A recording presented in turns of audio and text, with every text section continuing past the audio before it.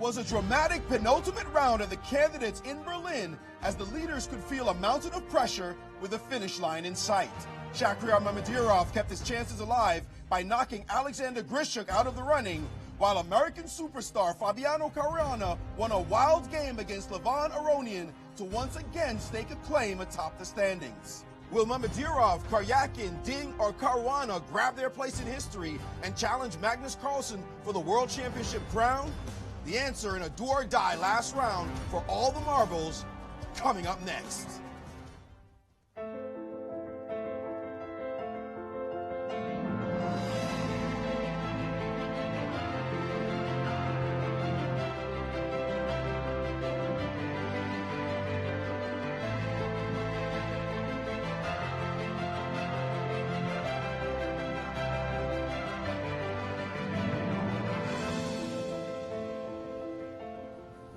Welcome to Today in Chess. I'm Jennifer Shahade. I'm here with Yasser Seirawan, and we have an incredible show for you. It is the final round of the candidates, and St. Louis's own Fabiano Caruana is leading, Yasser. With a half a point to go. This is the championship round, and I think this is going to be the most exciting day in chess since the 1972 Bobby Fischer match.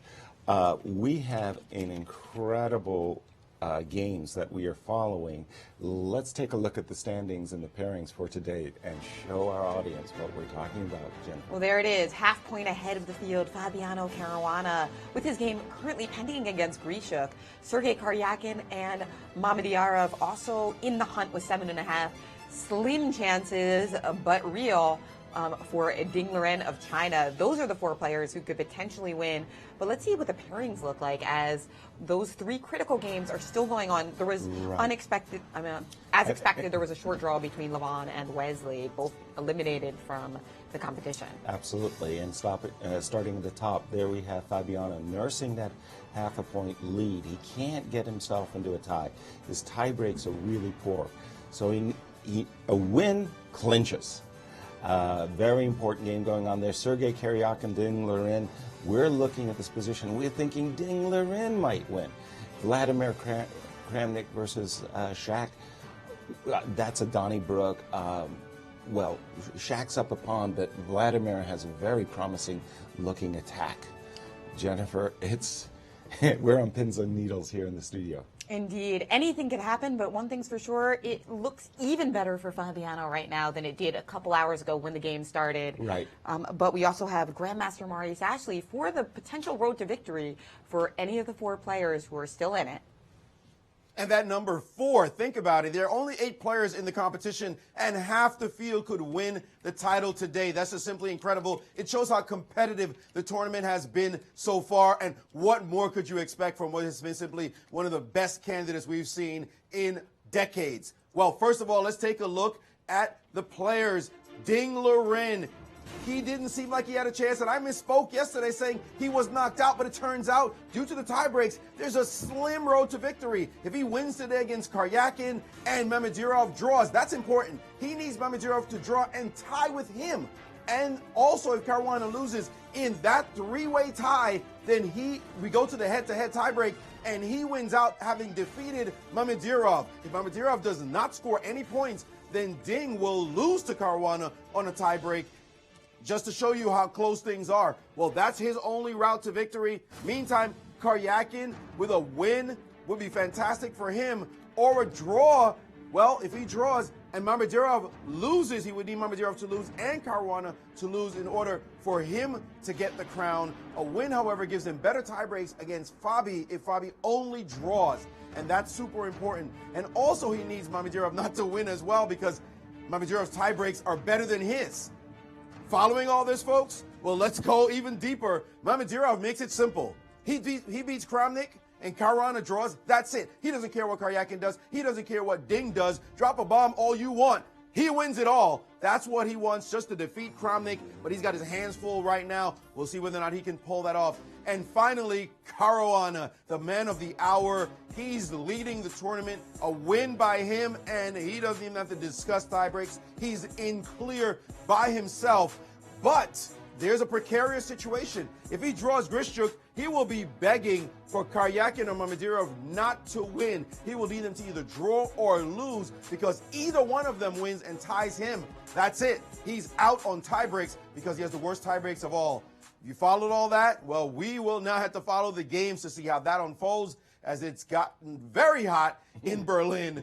We will see, and keep it up right now as Today in Chess continues. Wow, thank you for that, Maurice. And what games we have going on. We've just seen this move G3 to G4 by Sergei Karyakin in his matchup with Ding. And I'm looking at the move Queen E6, Jennifer. I had this idea that this pawn on G4 has no defenders. So even though everything's tied to the F3 square at the moment, there's this move Queen E6. Hold on. My mouse is not cooperating with me, but I got it. Queen E6. Now I'm hanging the rook. If you take with the rook, geez.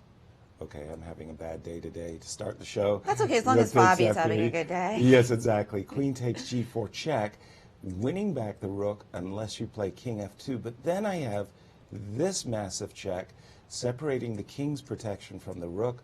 The king would have to drop back, and rook takes, and that's all she wrote. And this didn't make it into take my rooks? Yes, exactly. So Queen E6 may force the queen sacrifice. Queen takes, rook takes, rook takes, queen takes G4 check, again attacking the rook on F3. The king could not go up because of that same Queen G2 check, separating the king and the rook. The rook would have to step across to G3. And then I was looking at the queen invading with Queen E2. My first impressions are this has to be very good for black, but there is an open F-file, and after rook F1 there is counterplay for, oh, but maybe I have G4. Well, this is the type of games that are ongoing on all the boards. Really, really, really sharp stuff. First impressions, though, are that Ding is really, really doing very well at this moment. Right, that move H3 really turned the tables Exactly. and created a big advantage it for came earlier. Ding. After the move King G2, H4, Knight D5 turned out to be a mistake, because there's this really star move H3 check. I'm sure in his calculations, Sergei had considered this, thought king takes H3, I'm attacking the rook. If the rook crashes down, I'll trade everything, I'll be better. But what he had missed is this super shot, G5, G4 check, double exclamation mark. If you take with the king, you're likely simply just to get mated, and you can't take with the pawn because the rook on F1 is hanging here. That would cost a rook. And if you drop back with your king after G4, well, then I take the pawn with check, forking king and queen. So that move H3 check was a really star move. Was missed by Sergei, or perhaps he missed G4, but either way, it's kind of interesting because, you know, he's got this positional edge with the knight on D5 being such a strong piece, but when you've got that positional advantage, sometimes you forget about the tactics. And this is one of those cases, Jennifer. He forgot about the tactics. And after rook takes F3, it was Ding who has the advantage. But now let's go to our crucial matchups between Vladimir and Shaq. Shaq's a pawn up, Maurice. Yes, and curiously, because as far as Mamedyarov is concerned, a draw is like a loss if Fabi draws. He needs to catch up. So you would think he's in a must-win situation. But he did something that was incredibly curious, and he actually did it a couple of times in this game. In this position, a pawn sacrifice has already been essayed by Kramnik. We know Kramnik is a fighter. It doesn't matter that he's knocked out of the competition. He wants to play chess. He's going to play every single game. But in this position, down a pawn is Kramnik, and Queen C5 was played, offering a queen exchange. Of course, Kramnik would have none of it. He played Queen D2, and then Queen B4, offering a queen exchange, Queen back to C2, and now Queen C5. Now, that's a repetition of the position. You'd think, why is he doing that? If he draws the game, then, of course, he's in trouble if Fabiano draws or if Karyakin wins, he'd have to bet on a loss by Fabiano in order to stay alive. And he is up a pawn, so offering to repeat. Okay, maybe he wouldn't have done so, but Kramnik was the first to say, nah, I don't want to see that position. Queen d6, knight c4, and now queen back to c5, which means Kramnik could have played knight back to e5 and repeated yet again. What was Mamedyarov's strategy? We'll never know, because maybe he knows Kramnik is not one to want to repeat moves. And instead, Kramnik now played the independent queen f3, which sacrifices a piece with the idea of sacrificing a rook in this position. And now, if you were to take here, bishop takes, and suddenly it's mate coming as the queen's under attack, and f7 is hanging as well. So after queen f3, he played a very solid c6. By the way, in this position, queen f3, queen takes, rook takes. You could also try this move f5 and test him in this position, trying to win a whole piece. But after rook back to d1, apparently pawn takes, loses to the very spectacular rook down. That's eye-popping move. Rook to d8, bishop takes, queen f8 is mate.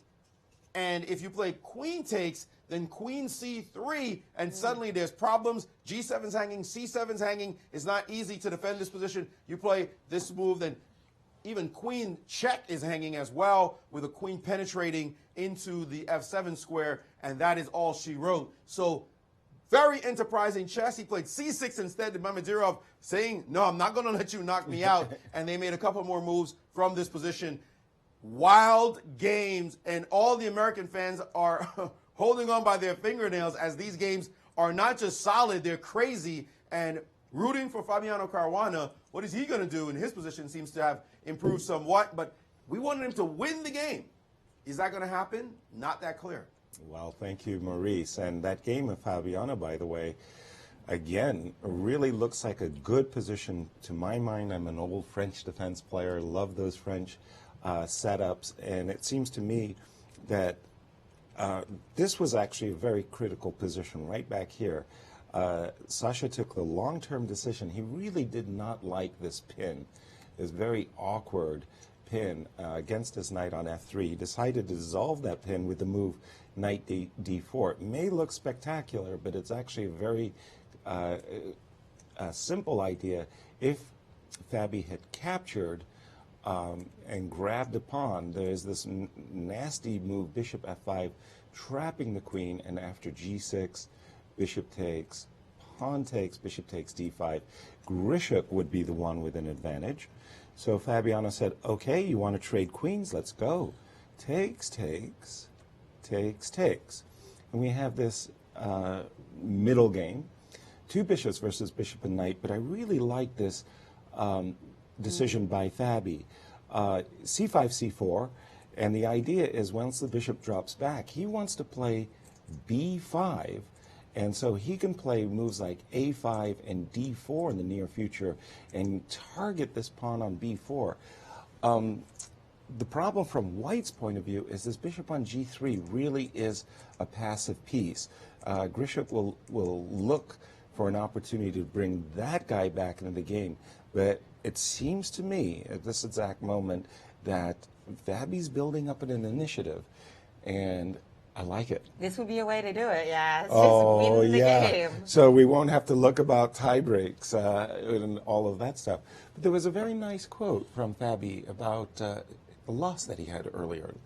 Yes, that's right. Coach Q Chess, who's also writing for U.S. Chess, said that Fabi looked very cool after the big win and actually said that losing the game against Sergei Karyakin in room 12 helped his outlook. He was too nervous trying to hold on to my lead, and it ruined my play for a few games. So I felt much better before the game in which he defeated Aronian quite spectacularly. Now that's ironic. You lose the game, your chances of winning the tournament seemingly plummet, but that's what puts you back into the driver's seat and wins you a game. And now you could say the same thing today about Mamedyarov and Karyakin, that they might have felt less anxiety knowing that Fabi was the clear favorite. But so far, I think I like Fabi's position the best of the three of them. Whew, it's tough. You have an opinion on that one too, Maurice. Absolutely. Well, there's a great book out I'd recommend to you guys to get. It's called How to Perform Under Pressure. And the authors in that book talk about pressure. And, of course, we're always in the pressure cooker when we play chess events. And the point is that often when you are under pressure, you go conservative. you start to do traditional solutions, you play it safe, and that's what Fabi did in this tournament. He had a slight lead, and you didn't see the normal Fabi. Doesn't mean that he has to play better than himself. He just has to be his normal self. But he lost some of that edge because he is now under the pressure of trying to maintain that lead. You see it a lot of times with sports teams. They're up enough points. They think, let's just play it safe. And that's exactly the edge the opponent needs to come back and hungrily claw back in the game. And then when you try to catch it again, you just don't do it because you already started playing safe and you lose your momentum. Fabi made it very clear. He got knocked on his rear end and he said, whoa, I no longer have any lead to nurse. It's time to go back to fighting and clawing my way into this competition. And that's exactly what he did, winning his last game, playing freewheeling chess, and now this position, which looks quite promising for him as well. Is it nice to lose? No, but it's a sign of a champion that when you lose, you bounce back, and Fabi has shown it so far.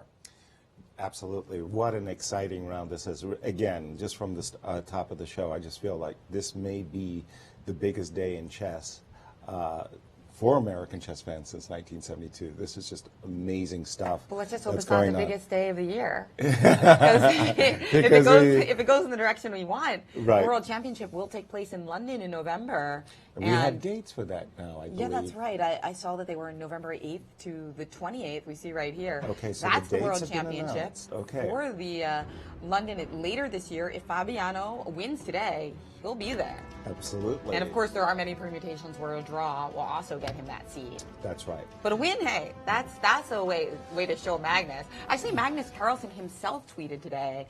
Before the round started, he said that there was a 70% chance that Caruana would win, which was way higher than what we thought. And what we thought and all of the pundits thought. Right. But I guess he just believed in Fabi, looking at the games and also looking at the pairing. So it was really interesting to hear Magnus's thoughts. Absolutely. I trust Magnus over the pundits. He's been there before. He knows something about chess. He knows these players very, very well. So he's putting in the experience factor, throwing the elbow and saying, you know what?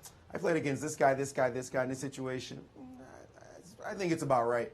Right. But 70% is very, very high. Huge. Glad to hear it. We'll just grab that. Thank you, Magnus. But my feeling is I'm still sitting here trying to hold it together. Exactly. Speaking of trying to hold it together, I think that's the case of Sasha Grishuk, because he's looking at a very clear pawn storm coming on the queen side. Let's just take a move. I'm not saying this is a very good move or a very bad move. F2, F3, the idea is simply to bring this wayward bishop on G3. It's really not doing a lot back to F2 and back into the game. I'm looking at a line that goes like A5. Now, what are we going to do about A5? Are we going to go bishop F2? Well, we're not going to be very happy that after takes, this rook on A8 is going to invade White's camp. Rook A3 going after the base, this on chain on C3. And one of the nice tactics, now I know there's bishop G5 and others, but just one nice tactic that you have to be aware of is that after B4, this pawn is going to fall, and in the resulting position, two connected passed pawns are going to be all she wrote. So after, I love that. I mean, this looks like one of those French positions where somehow you misplayed against a veteran and everything goes wrong. Yeah, right? And you're on the defensive in the endgame. You have to defend real well not to get like steamrolled by the queenside pressure. Exactly. I remember a lot of games of mine where after a move like A4, I have played A5. Okay, please take my pawn so I can play B4. The Mongolian. Then it's rolling. You right? mentioned that in another show, the Mongolian variation, right? The Mongolian tactic. So then we have a position like takes on B5. Now here we pause for a second because one very intriguing idea is to sacrifice a piece, which I think is unnecessary, but just to put it on the board to show you what it... Well, come on. You can do it. You mean when knight takes B4, right? Yes. Pawn takes. Now, for the piece, good grief, I need something underneath my. Good at chess, bad at moving pawns. That's right. My mouse abilities are really bad. 3 connected passed pawns in the center, and that looks really, really dangerous. But there's another move.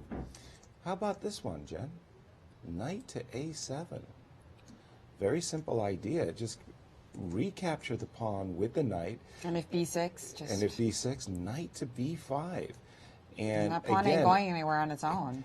It's all about this crucial pawn here. And it's about the crucial pawn on e5, too. How garbage is that? If we could just swipe that off the board, yes, we would have some opportunities. We could play b7. We could play rook takes e6. So it's actually really killing a lot of our piece activity, that pawn on e5. Yes, yes. That pawn on e5 is really getting in the way. This is not your kind of two bishops. No, no. That bishop on g3. So I'm just saying at this moment, this is actually a crucial moment here for Sasha, because he can see that a5 is going to tear down his queenside, and he may be forced to go into a tactical variation that actually is very promising for Fabiano. And again, as we've been saying at the start of the show, Fabi wins this game. We don't have to concern ourselves with any tie breaks anymore. It's just over. Fabi will win the tournament. It's funny how obsessive people are getting about the math of these tie breaks. It's almost like the anxiety of the situation is so high that you cling to numbers and math. That's right. Because I see like everybody tweeting about it, posting about it. There's so many simulations and opinions. It's kind of interesting. Yeah. And here are the official rules of the playoffs. We've got first of all, head-to-head, and then secondly, most wins. Third, a more complex system called Sonnenborn Burger, which boils down to how well did the players that you beat do. Yes. So if you beat people who did better in the tournament, you got a little bit better in the tiebreak.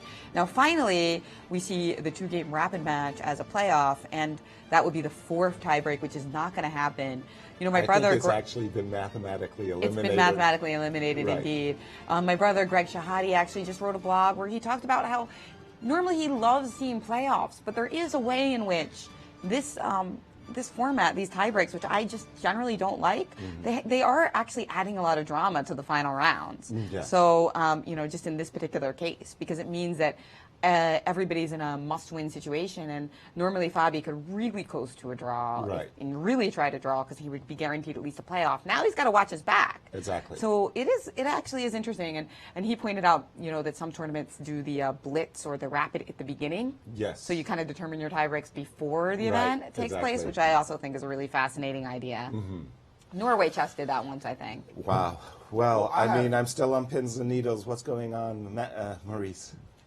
Well, Greg always has some really interesting ideas, and I did read that this morning as well. I think that, yes, you can have situations where because the tie breaks are what they are, you get drama like you have now, but it just feels unfair to the players. You played all these games, and you get to a point, and for example, the situation where Ding Liren wins, nothing against Ding. He's played wonderful chess this tournament, wonderful, great fighting chess. But imagine he wins, Mamedyarov draws, and Fabi loses. So now they're all tied. And the way to break that tie, all three with 8 points, is to do the head-to-head inside that group. Well, Ding Liren is the only one who has a victory in that group against the group. He will have defeated Mamedyarov, and so he would get through in that situation. But think about it. Fabi would look at you and say, wait a minute, this guy won 2 games in the whole competition. I won 4. He didn't beat me. We drew both our games. I won 4 games. I played amazing fighting chess, and because he beat some other dude a game, I'm knocked out with my score tied. Why don't you go to the next tie break? Since he's better than Mamedyarov, let's say Mamedyarov is out. Now let's do us head-to-head, and head-to-head, we draw, and I end up on the next tie break with more wins, therefore I win. The rules actually don't preclude that interpretation. Fabi might say to FIDE, why can't we interpret it this way? I don't think there's anything clear that says you can't do that. And because of those kind of convoluted complications and conversations, I think the tiebreak is just flawed. Head-to-head is the only one I respect, quite honestly. I say head-to-head, I beat you, you definitely don't have a chance. But the rest of them just seems like a crapshoot.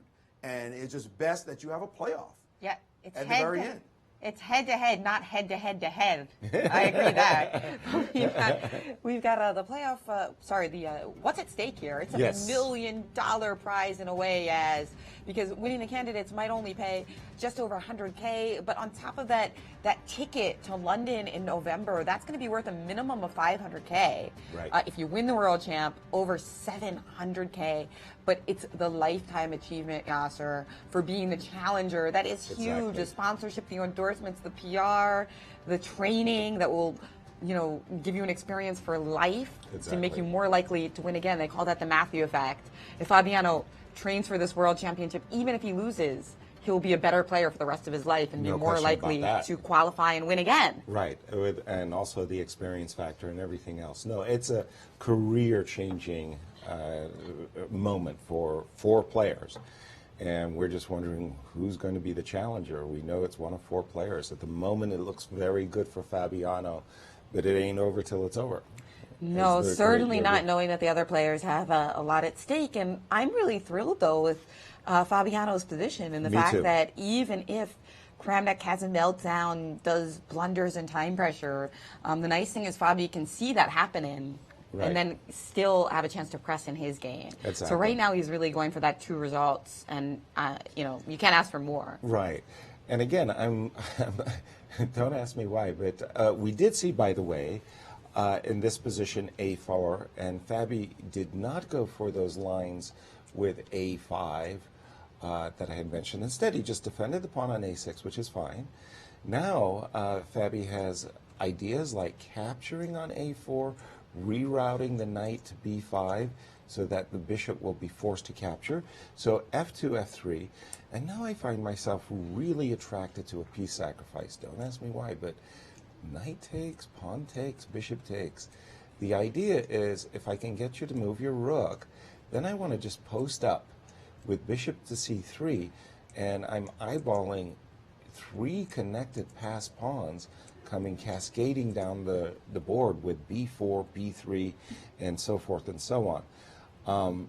That looks very, very attractive. Really tough for a human to play against that, but of course Grishuk is a little bit more than human, being a super grandmaster. But I do notice that at the more amateur or semi-professional level, playing against those pawns is just super difficult. Yes, Does exactly. that change tremendously at this level? No, it's always it's still difficult. I remember there was a wonderful press conference interview with Fabiano where he mentioned that after a game that he made a draw, he said, well, he was so happy not to be playing against 4 connected pass pawns and 3 connected pass pawns. I mean, he specifically cited that, no, it's really, really, really tough. You just have to work harder than your opponent. Your opponent's moves are obvious. Right. Push the guys, Yeah, right? push him, baby. And you have to just calculate over and over. It's just kind of like being attacked, but instead of being attacked in the traditional sense, the threat is not your king, but the girl. You're just dealing with all of these guys coming at you. But back over to you, Maurice, because I'm sure there's breaking events going on in the other games. No kidding. My goodness, it's crazy what's going on in this position with Mamedyarov and Kramnik. Remember, Mamedyarov wins and Fabi does not win his game, then Mami is in regardless of what anyone else in the competition does. And Kramnik has got all of Azerbaijani fans thinking, please just keep playing tension-filled chess and sacrifice, if you will, and give our boy a chance. And that's what's happening right now. Remember, he was already down a pawn, was Kramnik, and in this position he played bishop to d3. And after knight f6, now solidly protecting his king, the move e4, trying to insist in this position so that he can get maybe an e5 push. Well, e5 came in first, and Kramnik dropped back to e3, attacking the queen. And after queen to b4, now the pawn on b2 is under pressure, and Kramnik said, I don't care. Take it if you want to. And now he's gotten the pawn back. Now we have even material, but only for one move, because Mamedyarov said, no, I'm going to keep the extra pawn. You prove this compensation still. This bishop, though, is ready to jump into the game at a moment's notice after knight takes on e5, and this knight is under attack. Bishop to f4. And by the way, in this position, it was an absolutely crazy move that Mamedyarov could have tried the move g5. Whoa. Playing super disruptive chess. This move would have been very tricky to meet. As a matter of fact, the knight's hanging, so you can't just take because of queen takes, and with your knight hanging and pawn takes on tap, the move knight to c4, saving your knight seemed forced. But then this intermezzo, bishop to g4, hitting the queen and the rook. And you can't move your queen because of takes, and you get into this position where you have to trade off here and then take and take and take. And after bishop c5, black is the one who's saying, I got some initiative here, and your pawns are fractured on this side. I got a 3-1 on the other side. g5 would have been super interesting, but he didn't play it. It was a bit risky. And instead, after bishop f4, he played the solid bishop to e6. And this one begs the question, what about rook to b1? Looks like another sack. And rook b7. Is black super solid now? Looking very strong on this side. Black has 2 passed pawns, count them. But white has some smidgen of activity. This game is wild. And oh, by the way, it's move 29, taking on rook takes b7. Whoa. And the clock is encroaching like crazy, guys.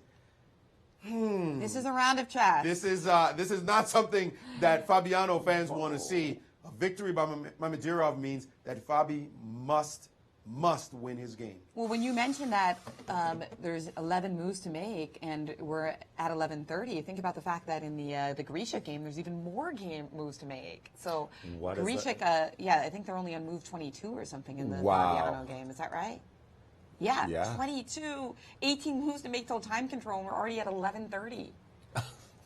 So that's that's going to keep our, and you got to wonder also, how much is Fabiano paying attention to the other boards? I mean, he's got to a little bit. Usually it's not recommended. You got to zone in and focus, but the stakes are too high here. You got to pay a little attention. Right. Now, by the way, Fabiano took a very, very nice positional approach. He didn't go for any of those sacrificial lines, as promising as they may appear. Instead, he's saying, look, white's 2 bishops are very meaningful. First of all, the move bishop g5, it's a dual-purpose move.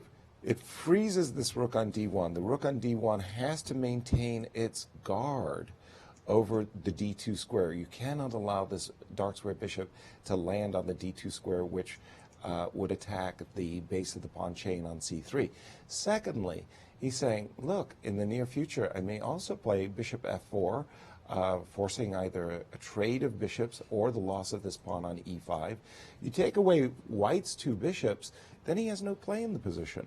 So this is a very safe, solid approach by black. This move bishop g5, I like his position. But now let's just move to the game of Ding Liren, because we've got 2 pawns. But before I do that, we have a phone call, Jennifer. Yes, welcome to the show. Hi, my name is Chris and I'm calling from Virginia. And I have a question. Who do you think would be the biggest challenger to dethrone Magnus on the World Championship? Well, thank you for the question. We actually have a how all the players have stacked up against Magnus.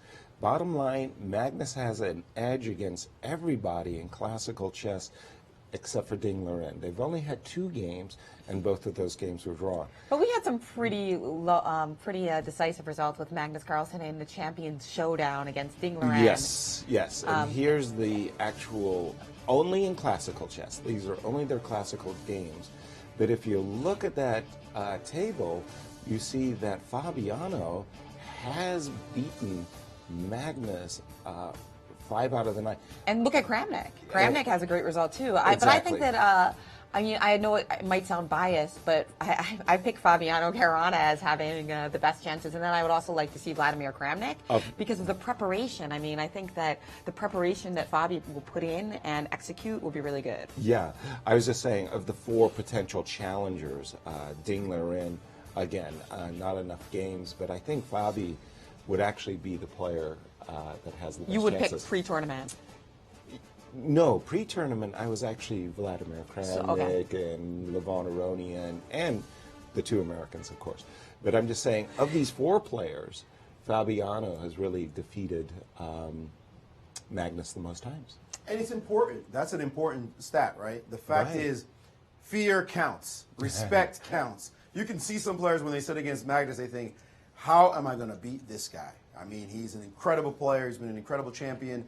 And he's gotten as high as 2889 on the live ratings. You think you're playing against a god. But someone has to say, bring him back down to earth. Sorry, he's not perfect. He can be beat. And the person in that list we're talking about is Fabiano Caruana. He said, well, I didn't just beat him once. I beat him not just twice. I beat him not just 3 times, not just 4. I beat him 5 times. I'm looking to now get the rings. On the other hand, I can beat this guy as the fact is he's beaten me 9 times, yes, but we're trading blows to a point, and if I just get a bit better maybe and show better nerves, maybe I can catch him.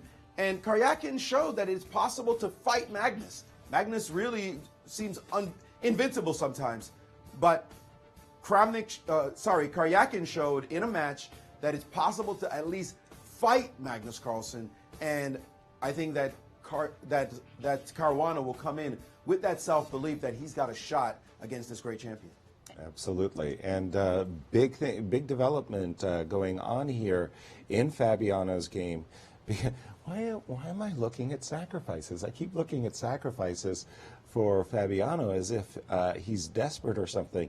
But again, a lot of these sacrifices really I find attractive to Fabi. You're just trying to play the best moves, yeah. Yeah, but they look really good. So we just saw this move, bishop g5. The bishop did drop back to f2. Fabiano posting up with his bishop on f4. Give me this pawn on e5. If the bishop can take this pawn on e5, followed by bishop takes c3, knight takes b4, it's an avalanche. These black pawns will just race up the board on the queen side and easily win the game.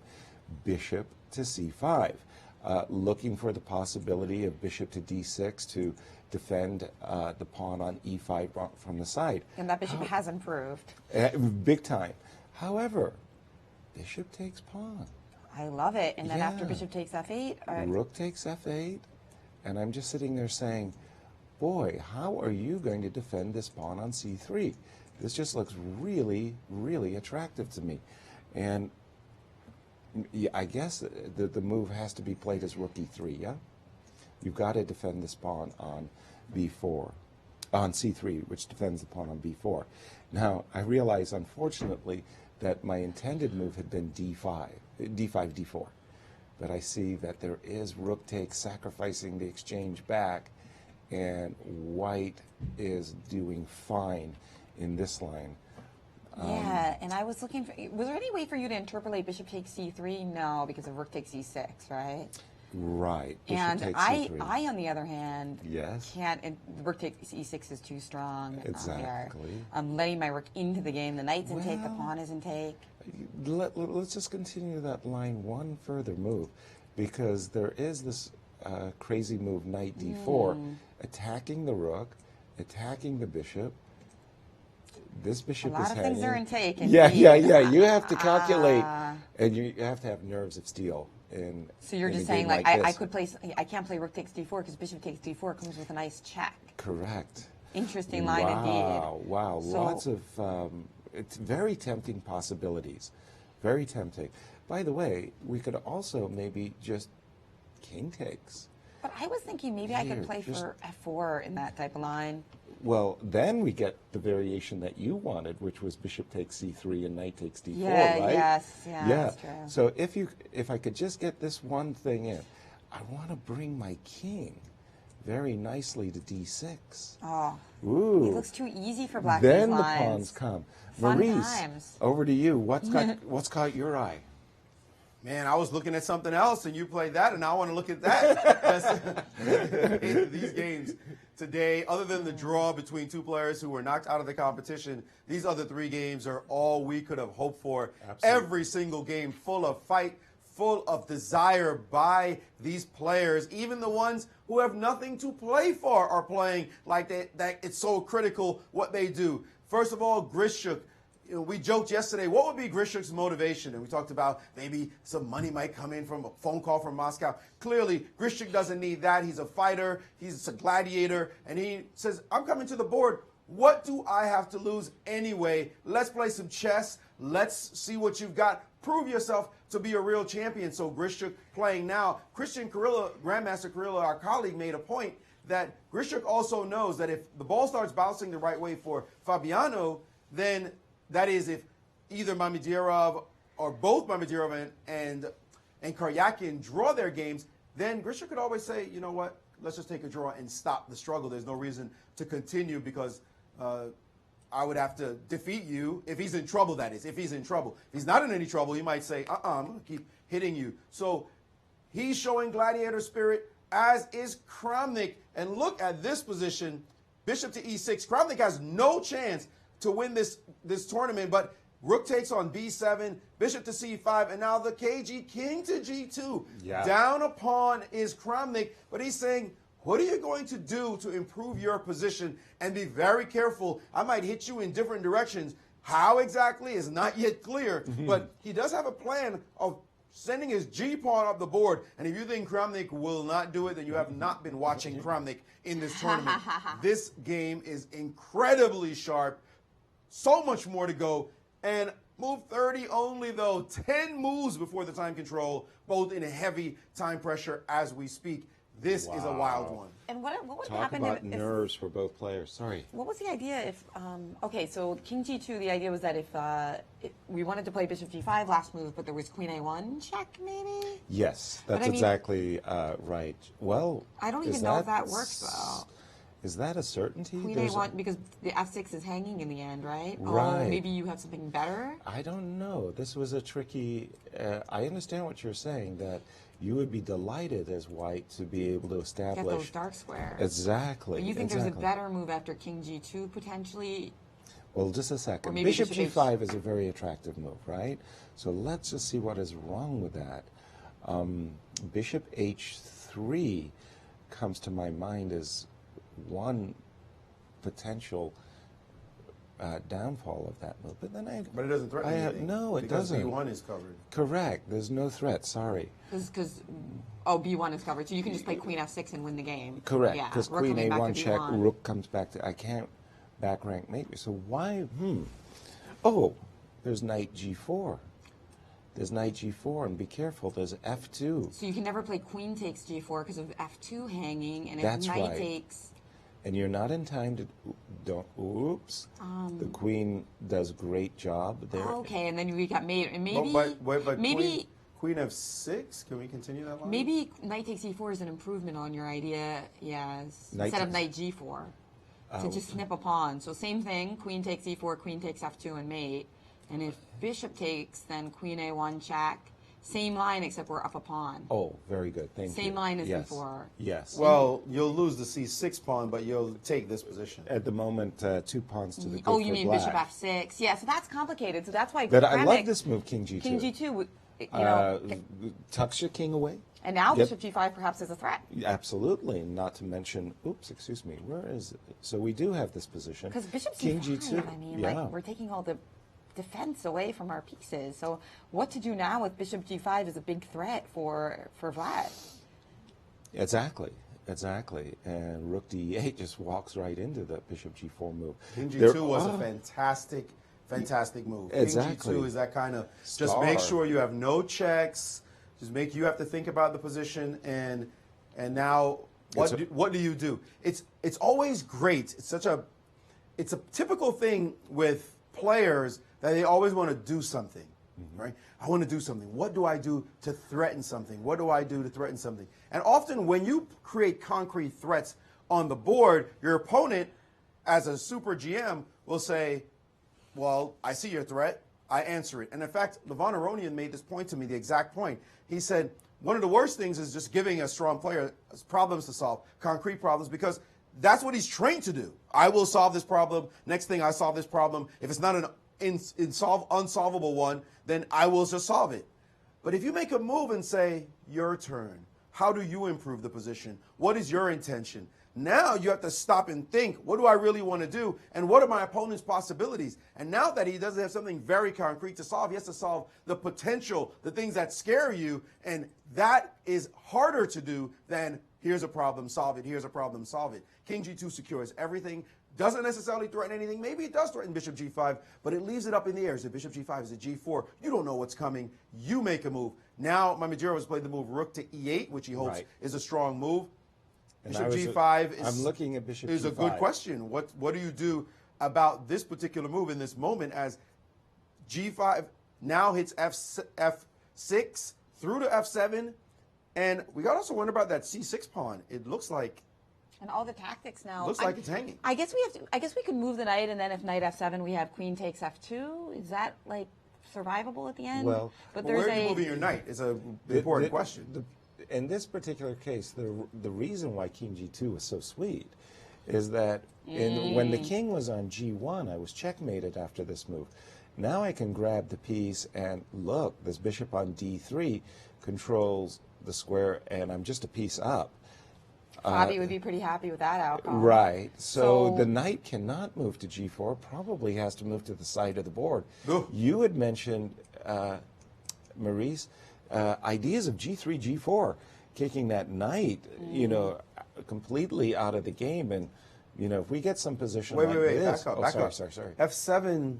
Is actually held on to by the bishop and the queen. The queen. Well, exactly, but what if I attack the queen? What do you do? Bishop b1? Bishop b1. Ooh. Let's just put it on the board for a second. That looks very And attractive. the engine's saying that it's not good. What is? Oh, now it's changing its mind. Okay. We can probably can we bail out with queen f2 and f6? Bishop b1, queen f2 and f6. Aha. With a fork of the two pieces. Yeah. That way. I don't know. Or is there a counter tactic at the end? Oops, excuse me. Let's see. There is this move g4. G4, yeah. That looks like a star move, because if I, just to your point, Jennifer, if I do take the bishop, you're right. Black will win. No, but g4 now. Yeah, G4 same still works. thing. G4 still good, yeah. Excuse me. You're You're a right. genius, Mr. Seirawan. Same, No, I just g4, didn't know the it. knight Same has to idea, go different back, move follow the order. line, follow the line. The knight Right. has to go back because you're taking a piece, you just lose your knight. And now you get to play the tempo gaining bishop takes. and G5 after rook and f8. then, No, and then that's the a- knight Or is- just the rook knight takes is d7, simply ahead. sorry. So that's that. That's So a that clincher. does not work. But let's move to the actual game, because Kramnik did not play bishop g5. He played another quiet move, After the king move G- h3, trying to keep everything out of that square. And I love king g2, but this may be an over finesse. Did he I don't- need the move h3? No, he did not. Bishop No. g5, it turns out, was a fantastic move. Bishop was g5 H- was strong. But this move h3, Yes. he's in time pressure, right? So now we talk about pressure again, right? Okay. They're at move 31. They're at move Right. 31. So he's in time pressure right now, and he's still got to make 9 moves. And now we talk again about this concept of pressure. What do you do when you're under heavy pressure? Sometimes you can go straight and just play regular and not worry about it, or do you get safe? Do you get conservative? We get to see the character of the players in a very dynamic, pressure-filled, intense situation. And he's gone with h3, and he's again, second time to his opponent, said, what are you going to do? How do you change the position for the better? And that in and of itself is a very serious challenge. Yep. What is Mamedyarov's plan? We're talking about how to attack, and we can't help it. Right. Well, how does White kill him? How does White kill him? And that's what Mamedyarov is looking at. And then suddenly the guy makes another move, and you go, well, what am I going to do? How do I resolve the situation? It's an incredible psychological ploy, I think, in Kramnik's case, as an experienced veteran fighting this position. He's saying, I'm just going to keep making these waiting moves, these creepy, crawly moves. That improve my position. That improve my position. Right. You change your pieces. Let's say you change your pieces for the better. And if you just start randomly advancing pawns and weakening squares, I'm going to jump on you. I think this is a very dangerous situation. Objectively, maybe not the best move. Bishop g5 looked very strong, but it's dangerous to solve problems that the guy's not even presenting you. Right. This is going to be a very tall task for Mamedyarov. Let's see if he can pull it off. Exactly. Well, trying to decipher the ideas behind the move h2, h3, one thing that we're all attracted to, of course, is winning material. So maybe Vladimir would love to capture this pawn on c6, but he sees this move bishop g4, which traps White's queen. So by playing the move by playing the move h2, h3, we first of all we guard the square g4, setting up for the potential of knight c6, but more salient is exactly what Maurice is saying. Do you, Black, have a plan of what you want to do in this position? White may even have a threat. Bishop g5 I'm really attracted to, but even the move bishop h6 could really cause serious problems on the dark squares as well as knight takes c6, winning back the pawn. This rook on b7 is huge, Maurice. This is just a very nice attacking position for Vladimir. We should note another position of critical importance this game with Ding Liren and Sergei Karyakin. And Ding did win this pawn and is in this position, knight to e7. And take a look at this knight. This knight was once on, it was the b1 knight, d2, c4, b6, d5, e7, knight f5, king e6, knight to g3, bishop d8, knight to h1. We got a knight's tour, in effect, happening right now as the knight is going completely to the other side. And after a5, then king to e2, it is clear that the knight did this entire maneuver knowing that this pawn was on a dark square, on a light square, and the dark square bishop couldn't fight it. He's going to go to f2 and then take this pawn. However, there's things that could happen with these pawns on this side of the board, and Ding Liren did take advantage of the moment to play the move d5. What an impressive looking array of pawns we see here. And this looks like a study type situation. Yes, you've seen the studies with c4 and a4 and all the pawns go down, and you sack one and you sack the other and you sack and then you queen. Doesn't seem so easy to make this work in this position, but wow,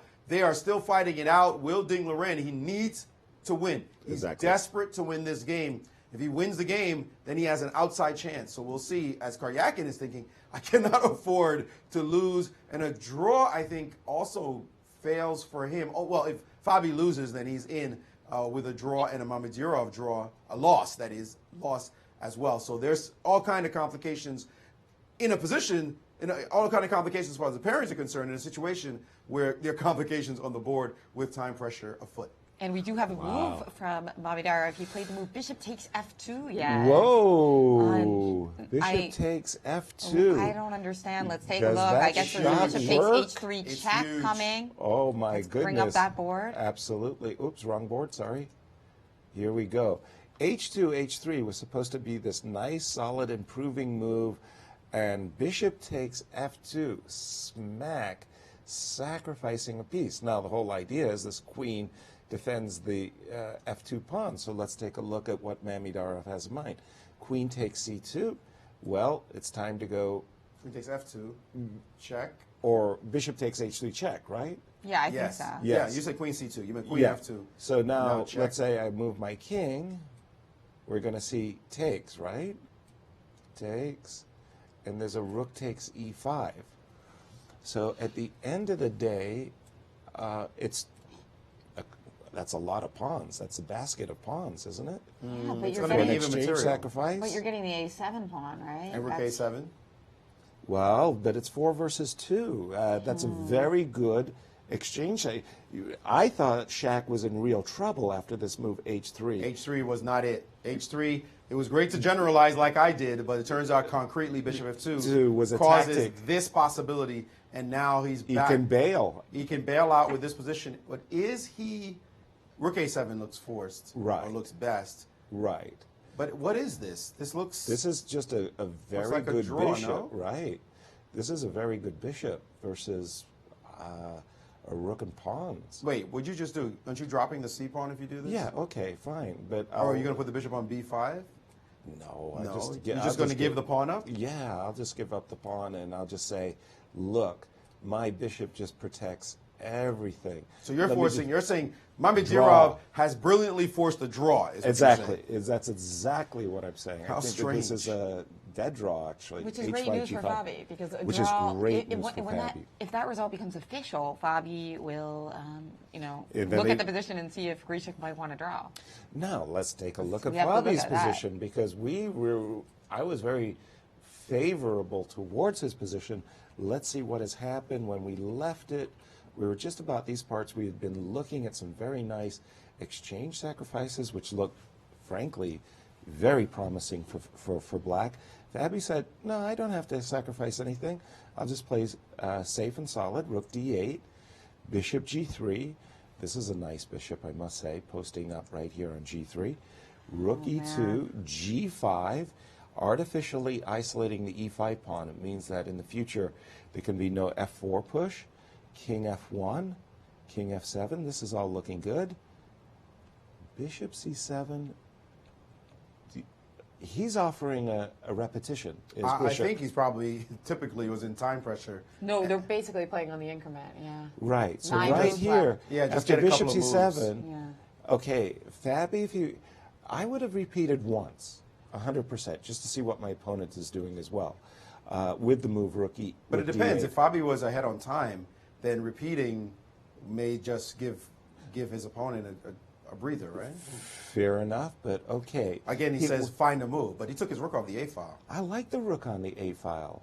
I like the rook on the A file a lot, in fact. Okay, that's a little confounding. I think that bishop going from G3 to D6 was a real plus for white. Oh, without question. The bishop on G3 was a passive spectator on the G3. On the D6 square, it's doing all kinds of good things, including simply defending the E5 pawn and disrupting Black's position. And furthermore, Rook A1. it's you know, Fabi didn't take any of those ideas to sacrifice. There were like a couple different ideas which have blown the position wide open. That's right. And we do currently have this position. And Maurice, you're over there doing a dance. What's going on? Well, it looks like Fabi is getting some pressure in the game, and I think it's going to be exciting to see, as it looks like Grishik has made an error that has allowed Fabiano to get a great chance in time pressure. Before we update that, let's go to this position. This one here, after D5, knight F2, king D6, E5, king takes at knight E4. This knight, man, I mean, give it some overtime money, because this one, this knight, again, I said, B1, D2, C4, down to B6, then to D5. Then where did it go from there? Then it went F6, F6, E4, G3, H1, F2, now E4. This bishop is completely anemic on this square. This knight, a fantastic piece. He can always go back, but he has to be concerned about any kind of push on this side. But I get the feeling he has at this position. Might be a positional draw. Might be just a draw. A fortress. And a draw for Ding is not great, while Karyakin will have to hope and pray about possibilities on the other boards, and that would be quite problematic indeed. But back to Fabi's game, this position we did see this big moment in the game. Rook, what was it? Bishop back to B1 after the you were here in the position. Right. Rook A C8, Rook A1 taking over the file, Rook to D8, Bishop to B1, a little unusual. I think time pressure is definitely rearing its head. And then this move, Rook to A3, and this was where we saw an explosion by Fabi. D4 on the board, undermining the pawn chain, and now this one has indeed exploded. Look at these pawn captures possible. This knight about to leap into the game. The move D3. That's a win. Very much on tap, and Fabiano Caruana taking the bull by the horns. He might just say, what were we saying about tie breaks? Take your tie breaks and shove it, because if I win the game, then no more discussion. He needs to defeat Grishuk and not worry about these permutations with ampersands and slashes, forward slash. No, forget about that. It's called Caruana defeats Grishuk and makes it all the way to playing against Magnus Carlsen. And if he wins this game, remember, he will have lost 2 games ago, then come back roaring with a victory and a victory. And Yaz, we talk about this all the time. If you're going to be the challenger, let everybody look and say, that guy's the challenger. Yeah, Don't backdoor your way into it. Let everybody know, of course, I'm the man who should be challenging the world champion.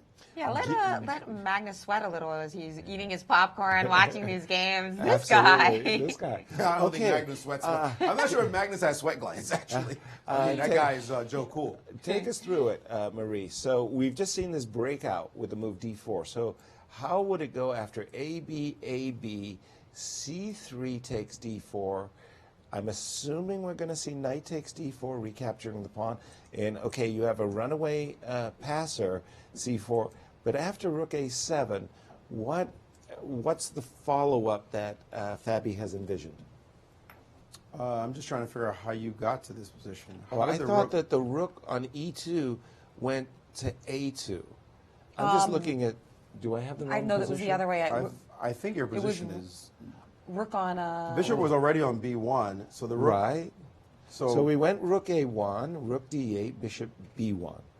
Then we went rook D7, rook A2, I thought. No, I think it's rook A3. No, rook D7, rook A3 was the move. So they were reversed. I'm sorry. Okay. So rook D7, rook A3. Okay, that looks like a wasted move. Now D4. And now D4. And now D4. Correct. Oh, that's a massive difference. I apologize. I thought the rook... I was envisioning that the move bishop B1 was making way for the rook on e2 to move over to a2. So now this is the position. Okay. So, well, that makes all the difference in the world, Big of tempo course, difference. because if you take on d4, now the knight recaptures. It's a tempo against the rook, and he's still menacing c3 and c2. Oh, my. And they're Well, now racing the to move advantage And then forward. is very, very rook on clear. e to a2 happened. By the way, Pardon me, what happened? still a ton of moves. 5 more moves to get to time control. And What happened after my d4? clock is saying it's There was a 11:50 there was a trade on 11:59 our time. That means it's only 1 minute to time control? Oh, Yeah. well, actually they've been getting increments, so they get extra time. Right? I see. How does that work? 30 How seconds. bad is 30 seconds. They have very little time. Grishuk playing on the increment, just a few moves till time control. Rook on e to a2. Takes on d4, knight d4, rook on e to a2 all happened. D4, D3 is a Too game-winning threat. So takes on d4, knight takes d4, rook on e to a2. Now knight went back to c6, trying to round up the e5 pawn. Yeah, that's another juicy one. C3, okay. Knight But c6, yes, and now bishop e4. bishop e4 makes sense. Very logical. I'll take on e5. There you go. And now after bishop takes c6, rook takes d6, bishop b5. Well, it's all Fabby. It's all This is marvelous.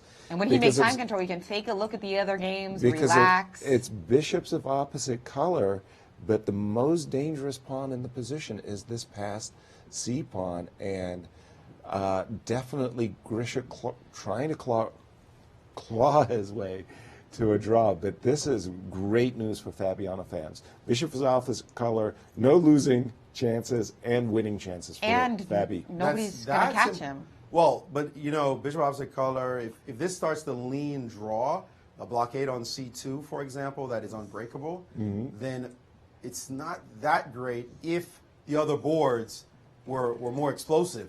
But thankfully, those boards have settled down, and it looks like Ding Liren is not going to win the game despite being up a pawn, and it would be irrelevant. In fact, It was 2 pawns. The most important thing. Sergey doesn't win. Well, Yes. Yeah. Well, I mean, he can win. Sergey can win this pawn back whenever he likes.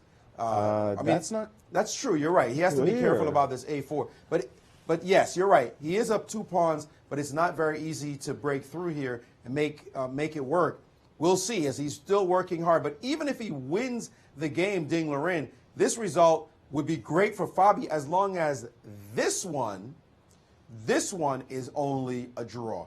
If this one is only a draw, then Mamedyarov, and it looks to the world that it should be a draw, then Mamedyarov will only draw, and Karyakin will not win. With a draw, Fabi's in. And that's still fine by him. So this is extremely important, that it doesn't matter if he doesn't win anymore. It's looking less necessary for him to win, I should say. It's looking less necessary for him to win, because these 2 games now have petered out into positions that should be not winnable for Mamedyarov or for Karyakin. And crucially, when he makes the time control, he can get up, take a look at those games, see what he needs to do, and he'll see that a draw is likely, going to get him that spot. And when I say likely, I'm not talking 70%. We're talking more Goes to 100. No, 95, 99. Yeah. I really, really, really like the way that Fabi has conducted himself in this game, especially the position that he currently has achieved. Bishops of opposite color.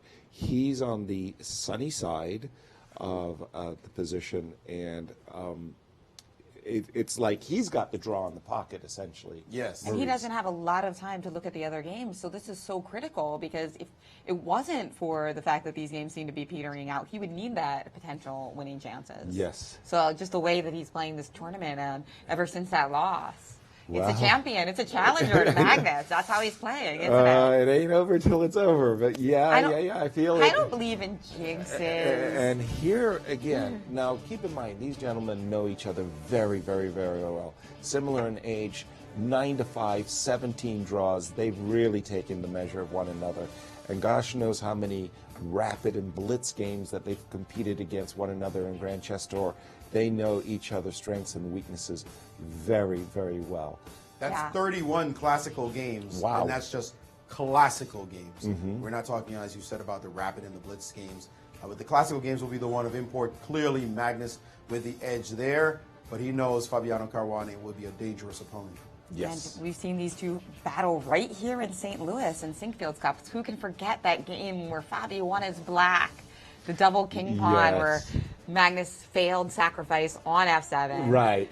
And no doubt, if they do face off in the World Championship, everybody's going to be reviewing all of their battles. Of course.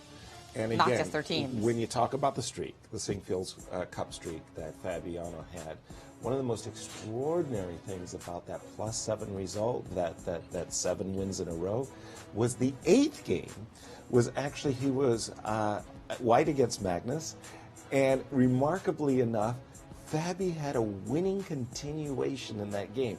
The streak could have continued, and then in the final game against Hikaru, Fabi also had a winning continuation.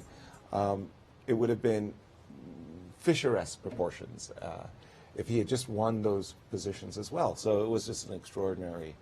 And Are you criticizing the guy? Yes. No, it catapulted him to #2 in the world. I believe, depending on the outcome of everything, should Fabi not lose and even potentially win, I think he would probably be the #2 player in the world. And it would just be one of those things that, yes, I see you've got you pulled up the Probably not, but 20 does it no, really why? matter? Mamedyarov is a lot of points ahead of him, like 15. No kidding, seriously. Because Mamedyarov also gained points in this tournament, but in the end, the #2 that you want to be is the guy who gets to play Magnus Carlsen in November. So. But I was just saying it would have been very appropriate had he been the #2 in the world. You know, you want to see a world championship match where the two top players face off. We'll give him some time. He's still got some tournaments that he's going to be playing before we have the that. Genki coming up in April. And the U.S. Championship. Obviously, the U.S. Championship, traditionally not a good one to try to win rating points because he's going to be higher rated than a lot of the players in the field, but you never know. Right. You know, you can put something together, a big score in that, and we actually have the players who are going to be in that tournament. Exactly. And you can see the list and read off. The big three will be playing in the U.S. Championship in just a few weeks here in St. Louis. The big three, of course, being Fabiano Caruana, Hikaru Nakamura, and Wesley So. But it's also last year's runner-up. Many people are excited to see Alexander Onashuk. Right. He's actually entering the World Chess Hall of Fame this year, so congratulations to Alex. He'll be inducted. That's right, right before the deserving. championship. The Texas Tech coach. And then we've got Ray Robson, Sam Shanklin. Both on the gold medal Olympic winning team of the United States in Baku, We've got St. Louis's own Varuzha Nakobian, who also really impressed last year, almost winning the championship ahead of the big three. Exactly. Also some youngsters, Jeffrey Zhang on a roll. Who's just broken back in the top 100. Yep. You also have Alex Lenderman and another youngster, Awander Liang. That's a player we're really excited to see what's going to happen from him. Top junior talent, absolutely. But one big name seems to be missing at the moment. You haven't mentioned Garry Kasparov. No, Gata is not playing this year.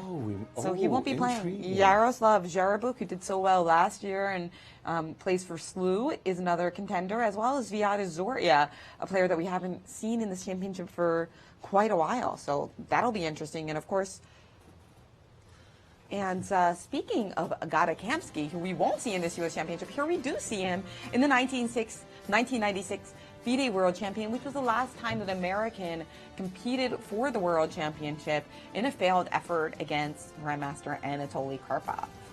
So we're going to see if Fabiano, 22 years later, can do better than Kamsky in London. Well, let us have fingers crossed on that one. Wait. I don't believe in superstitions. It's bad luck. Come on. One of the things that's very intriguing, I think, I've come across in my day much more superstitious grandmasters than not.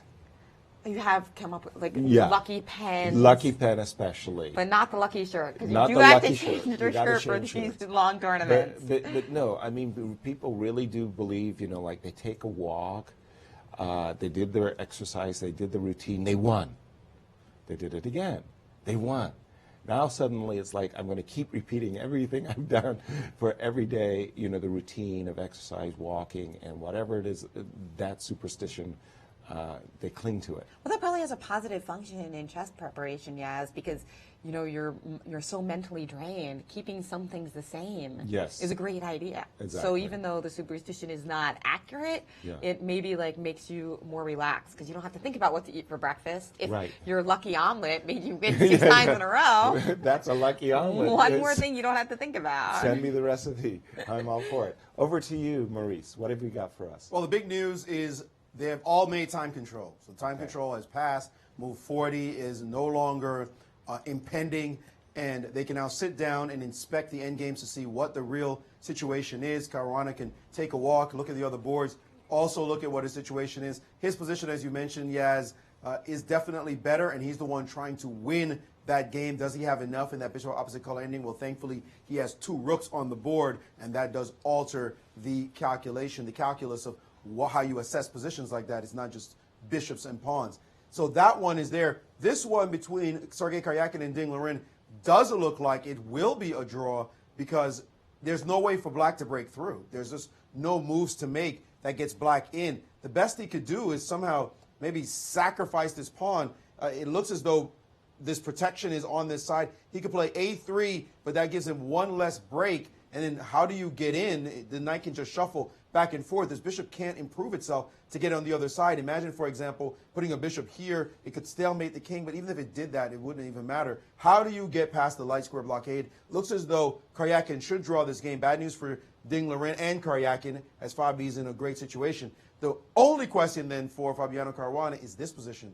Kramnik, Mamedyarov. Only Mamedyarov, it looks like, can win this position. Exactly. I don't see how it is otherwise. Can he pull it off, though? The pawns don't look that menacing, Yaz. Can he somehow get connected passers? Even if he got an extra pawn, it's going to be something, 1 pawn on this side, as these pawns seem to hold these 3 at bay. And even then, the rook should be a formidable defender with the king, the dark squares.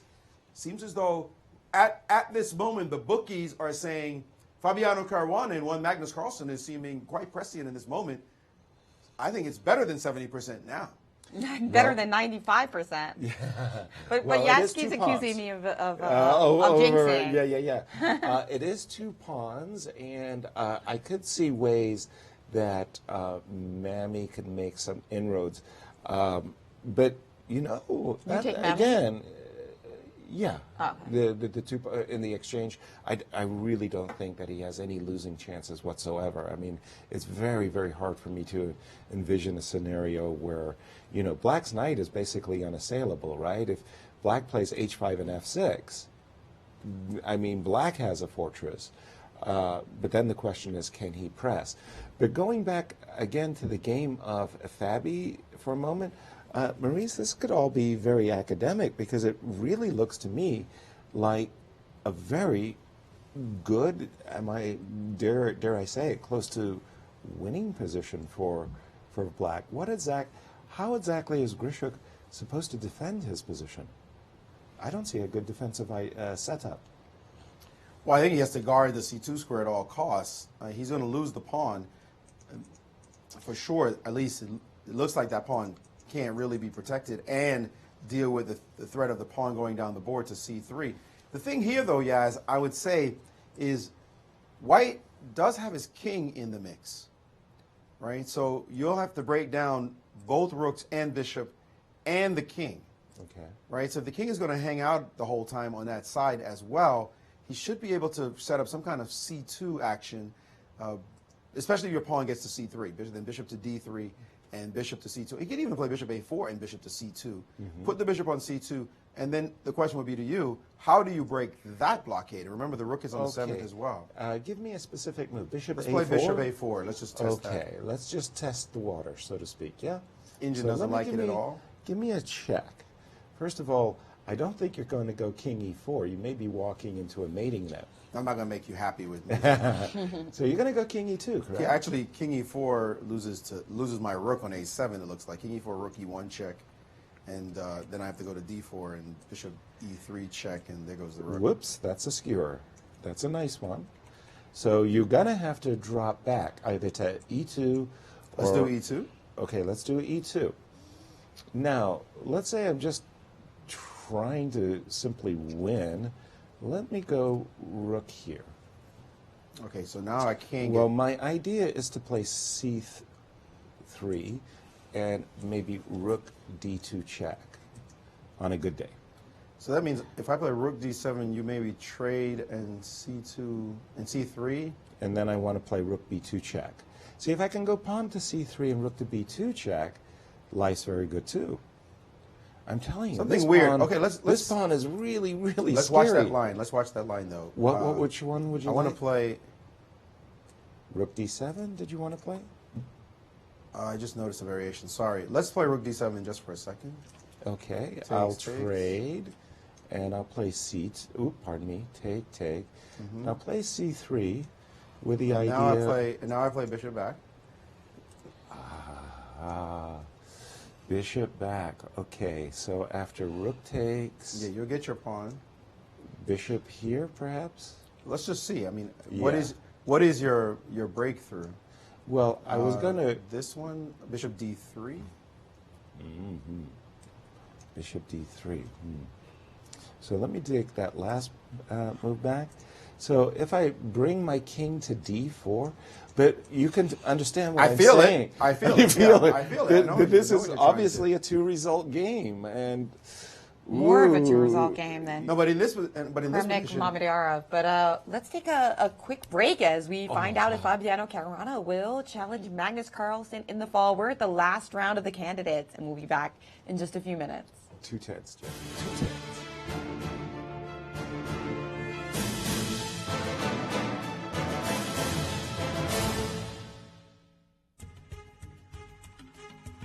A moment comes in chess when you need to test yourself at a different level. Chess 24 Premium offers the tools that you need to reach your maximum potential. From hundreds of interactive video lessons to becoming part of the Chess 24 community. You can analyze with friends or coach your students live. You get 24/7 coverage of chess news and events, access to premium analysis and commentary, and the chance to interact with grandmasters and other top players and coaches. Get advice from the best and even challenge them to a battle. Be the best chess player you can be. It's time to level up your game with Chess 24 Premium membership. As the St. Louis Chess Club celebrates its 10th anniversary, the U.S. Championships return to St. Louis for the 10th straight year. This April, America's best players descend on St. Louis to play for the country's top honor. Wesley So and Sabina Feuser will be defending their championships as they face an all-star field. Don't miss America's Best Battle It Out at the St. Louis Chess Club, celebrating 10 years of promoting, teaching, and playing the game of chess. For tickets and more information, go to stlouischessclub.org.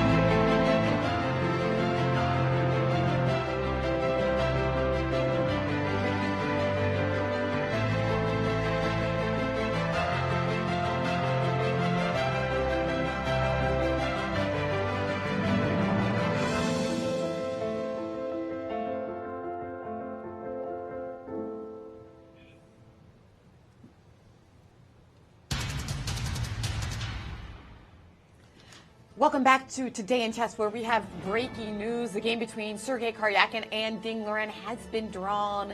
That means that Sergei will not be repeating his challenge to Magnus Carlsen for the Hold on. Fabi would have to on. lose for that to It's happen. not official. Only thing that's official is that Ding Liren will not be the challenger. Absolutely. Ding Liren, the only player in this competition to go without a loss in the entire competition, but +1 was not enough. He is now officially at 7.5, and he has been knocked out. Sergei Karyakin is still a couple of blunders by Fabi away. And Mamedyarov. They both have to lose. And Mamedyarov, yes, for him to have a chance, but his chances have now been reduced to something maybe north of 1%. North Or maybe below, south of 1%. 1%. I was trying to give him a little bit of chances. We got to check that compass. Yeah, but it doesn't look like Sergei's going to do it with 8 points, as it would require, most critically, Mamedyarov losing. Right. And even if Fabi lost, Mamedyarov has to lose this position, as he has better tie breaks, having defeated Karyakin in round 1. So that looks like a problem for him, because it doesn't seem as though it's possible for Mamedyarov to blow this position. An unlikely parlay as. Absolutely. And having said that, Maurice, back over to you, because while we were on break, you found a marvelous continuation for Fabiano, which appeared, quite frankly, to clinch. This move, Bishop D7, was not a good move by Alexander Grishuk.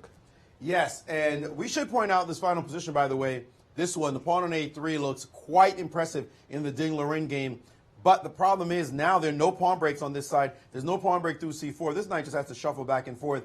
And forget about this pawn. Don't give him the chance to ever play E4 if the king is sitting on D5. And there's just no way to break through. So this one is a dead draw. But back to this one, Yaz. This position here, we're talking about bishop to D7. Remember, I wanted to put the bishop on C2 and try to hold on for dear life. Bishop D7 goes in a different direction. It says, I'm going to get counterplay against your E-pawn and put a rook on A6, either this one or this one, most likely this one, and attack the mess out of this pawn. The problem with this line, however, is the move bishop to F4 check does create problems for where this king wants to go. Obviously, we mentioned the king doesn't really want to go up board because it will be challenged and maybe getting into a checkmating net.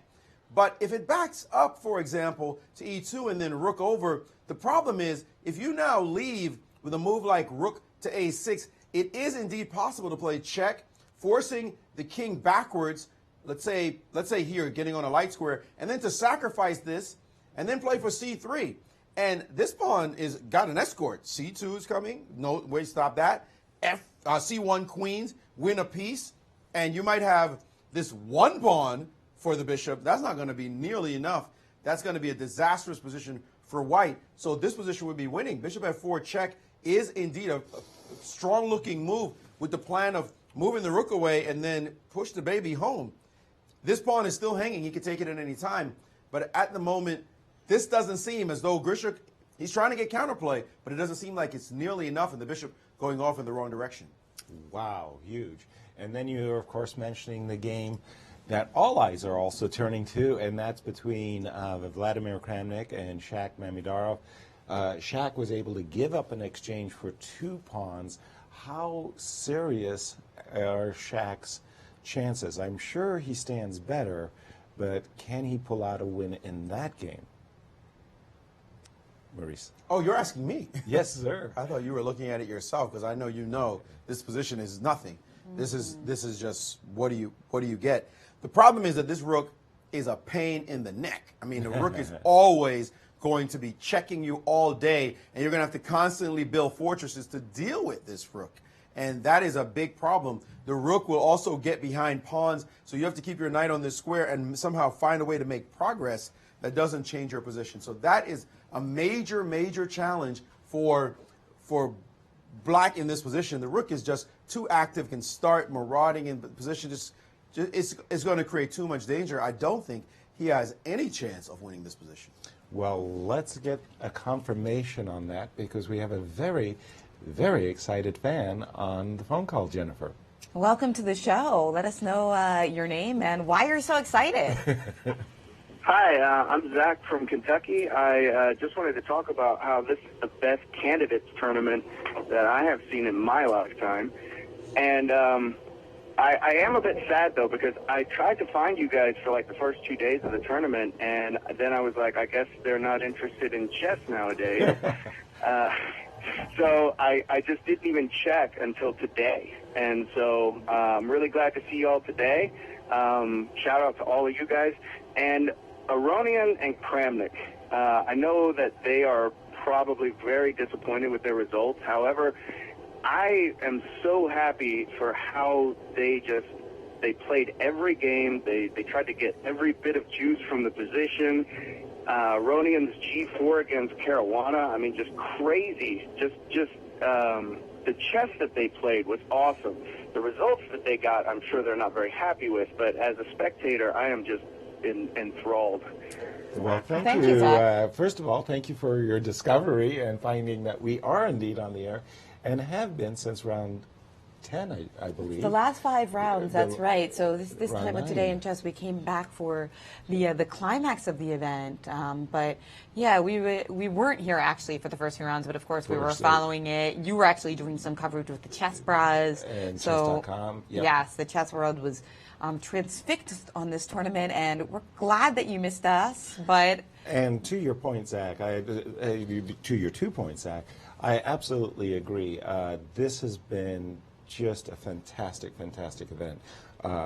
Better than I think anybody could have possibly hoped for. The games have been a thrill, and Vladimir Kramnik, I think, has almost stolen the show completely. As you say, he's not going to be proud of his result, but his play is fantastic. And, well... The monster waiting for these guys is Magnus Carlsen, who has had 3 successful title match victories, twice against Anand, and then, of course, last a couple years ago against Karyakin. Here in the Grandmaster title at age 13 and 148 days. Just phenomenal. Just incredible. Does Sergey still hold the record, however, for the youngest Grandmaster ever? Yes. Yes, he does? Okay.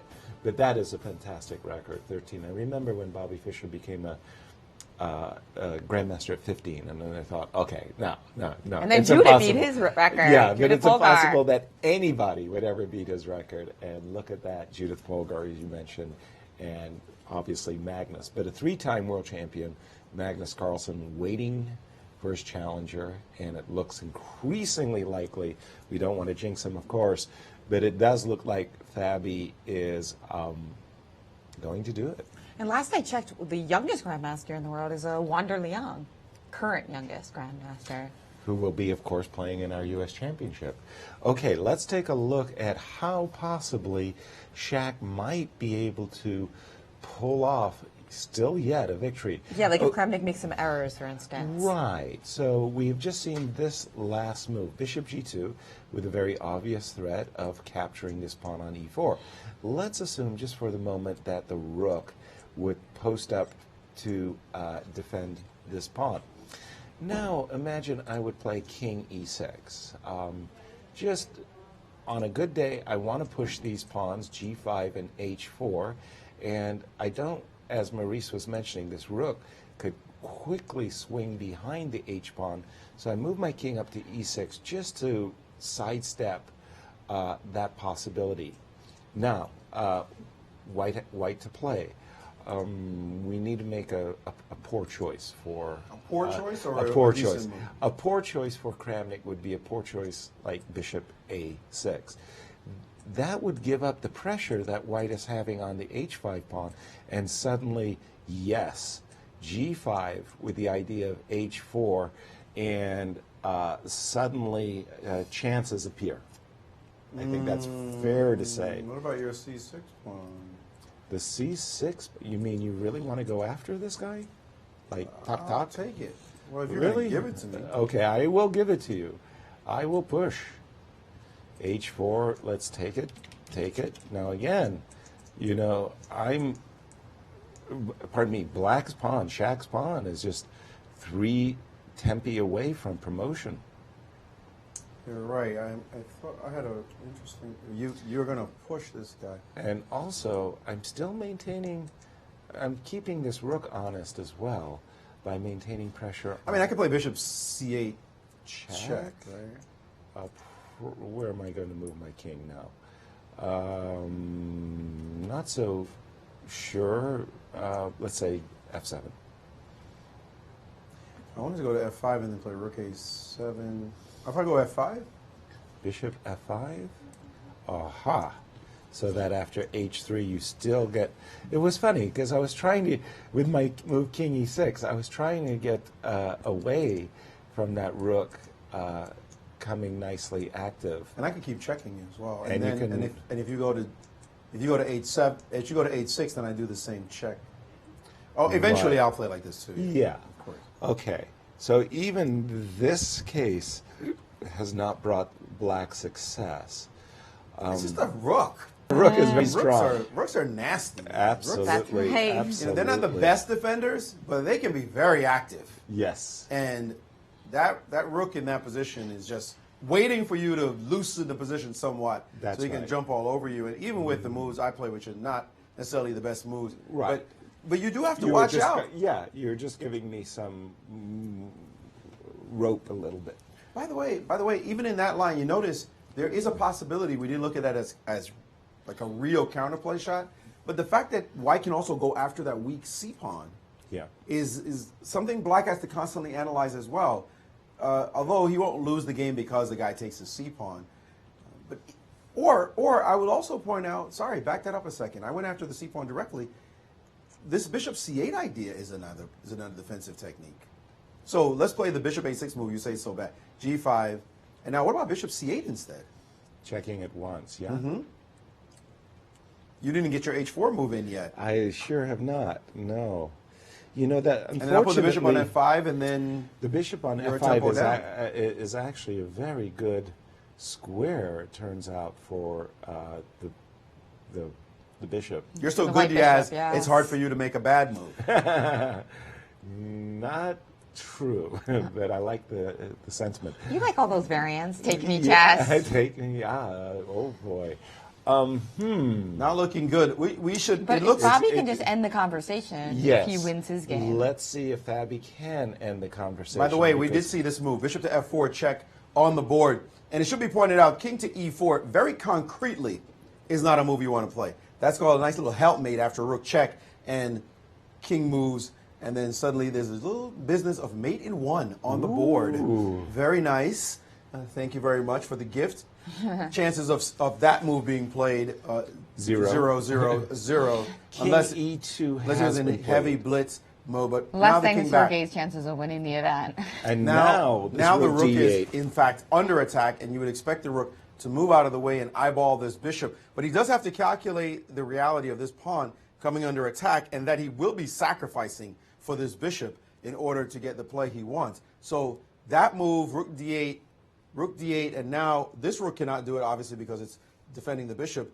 This rook leaves the king behind, and the king will be driven to the back row after this check. And where do you put it? You want to put it on a light square, and you don't want to go here, of course, because of check and then losing the bishop directly. So king back, and now you're about to take this pawn. But wait a second, there's also another reality. That's trying to win the game. But what if you play check? Isn't this just a draw? Yes. That ends the game. Immediately perpetual. That simply ends the game, right? So you could try to win with taking, maybe optimal, but this is just now having secured the draw in his hands to see this position. That means everything would rest on the outcome of the one remaining game other than this one back here. And I'm sure Fabi will keep on playing because he hasn't seen resolution in this position yet. Kramnik might hang a fork of some kind and under pressure, although it looks very unlikely. But he will have a draw if he wants it by just repeating. But again, you were talking optimal there for a second.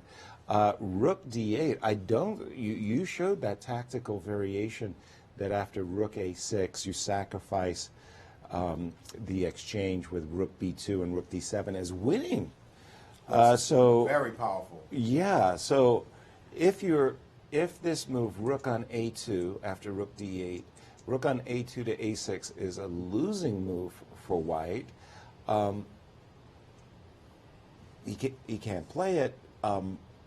What's he going to do, Maurice? What's the alternative? This pawn is scorching hot. It doesn't seem to be any other move right here. Maybe just rook c2, because you can't play rook c7. Roro, that's the bishop. So rook c2 in order to stop this threat of c4, c3, followed by rook b2 check. Then so just rook takes, no? Exactly. So rook c7. Bishop, Oh, sorry. bishop takes, you said, Rook yeah. c2. I beg Yeah. your pardon. Rook takes pawn.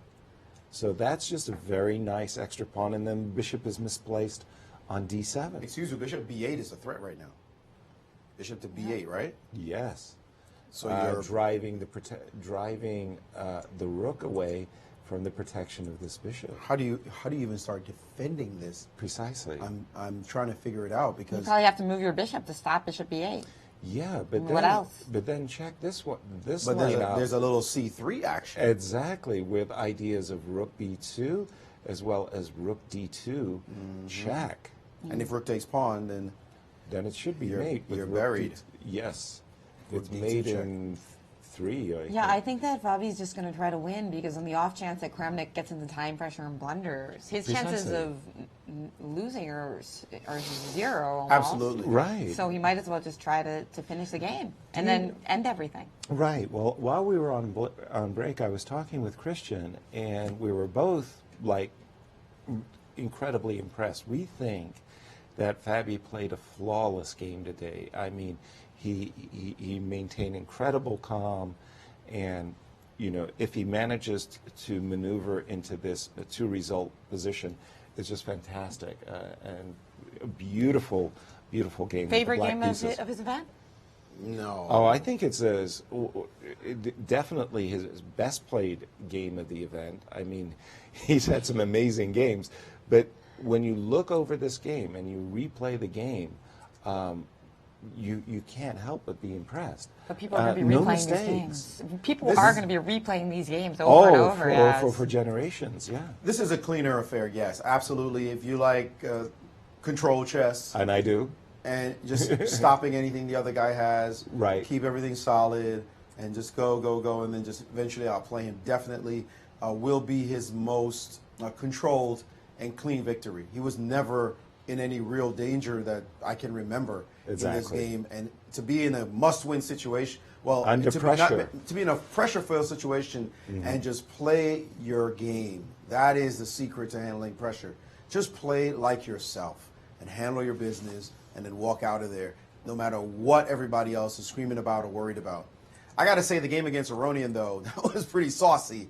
And that one will be probably the spectacular game I think will be published in a lot of places, because this one is just kind of like, visuals and colors. It was technical and very good by him if he wins. But that one, Yaz, was wild with the night before possibility and all that chaos, and then ending with rook 8-6 check. Yeah. That one was, to me, my favorite win of his. And the from Kramnik event. game. And the Kramnik game. The Kramnik game was wild, but Kramnik could have stopped the energy if he had just chosen to, right? By the way, Shaq has come up with a very nifty idea. You were mentioning that this knight on e5 kind of hobbled by the necessity of defending the pawn on c6. Well, Shaq said, well, let me redirect that knight. He's played the move knight f3 with the idea that he can bring his king to e5 as well as playing knight g5 and just focusing all his pieces against this pawn on e4. He's more than willing to trade the e4 pawn for the c6 pawn so that he can get a 3-1 majority. And after knight f3, for example, a near ideal situation for Shaq would be something like this, where after the move king e5, he'll play bishop takes e4, the most beautiful diagonal for that bishop, and he'll end up with a 3-1 majority on And the you like king that side. better than f5? Pardon me? You like that better than f5? When Yes. the king's on c6. Yes, yes. Because this gives you more.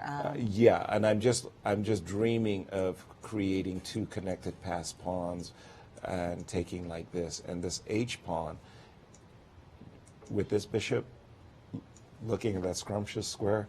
Yes. So this was a nice a nice move by... Trying. He's trying. And I do believe we have a move on the board, Maurice? No, I was just analyzing the variation.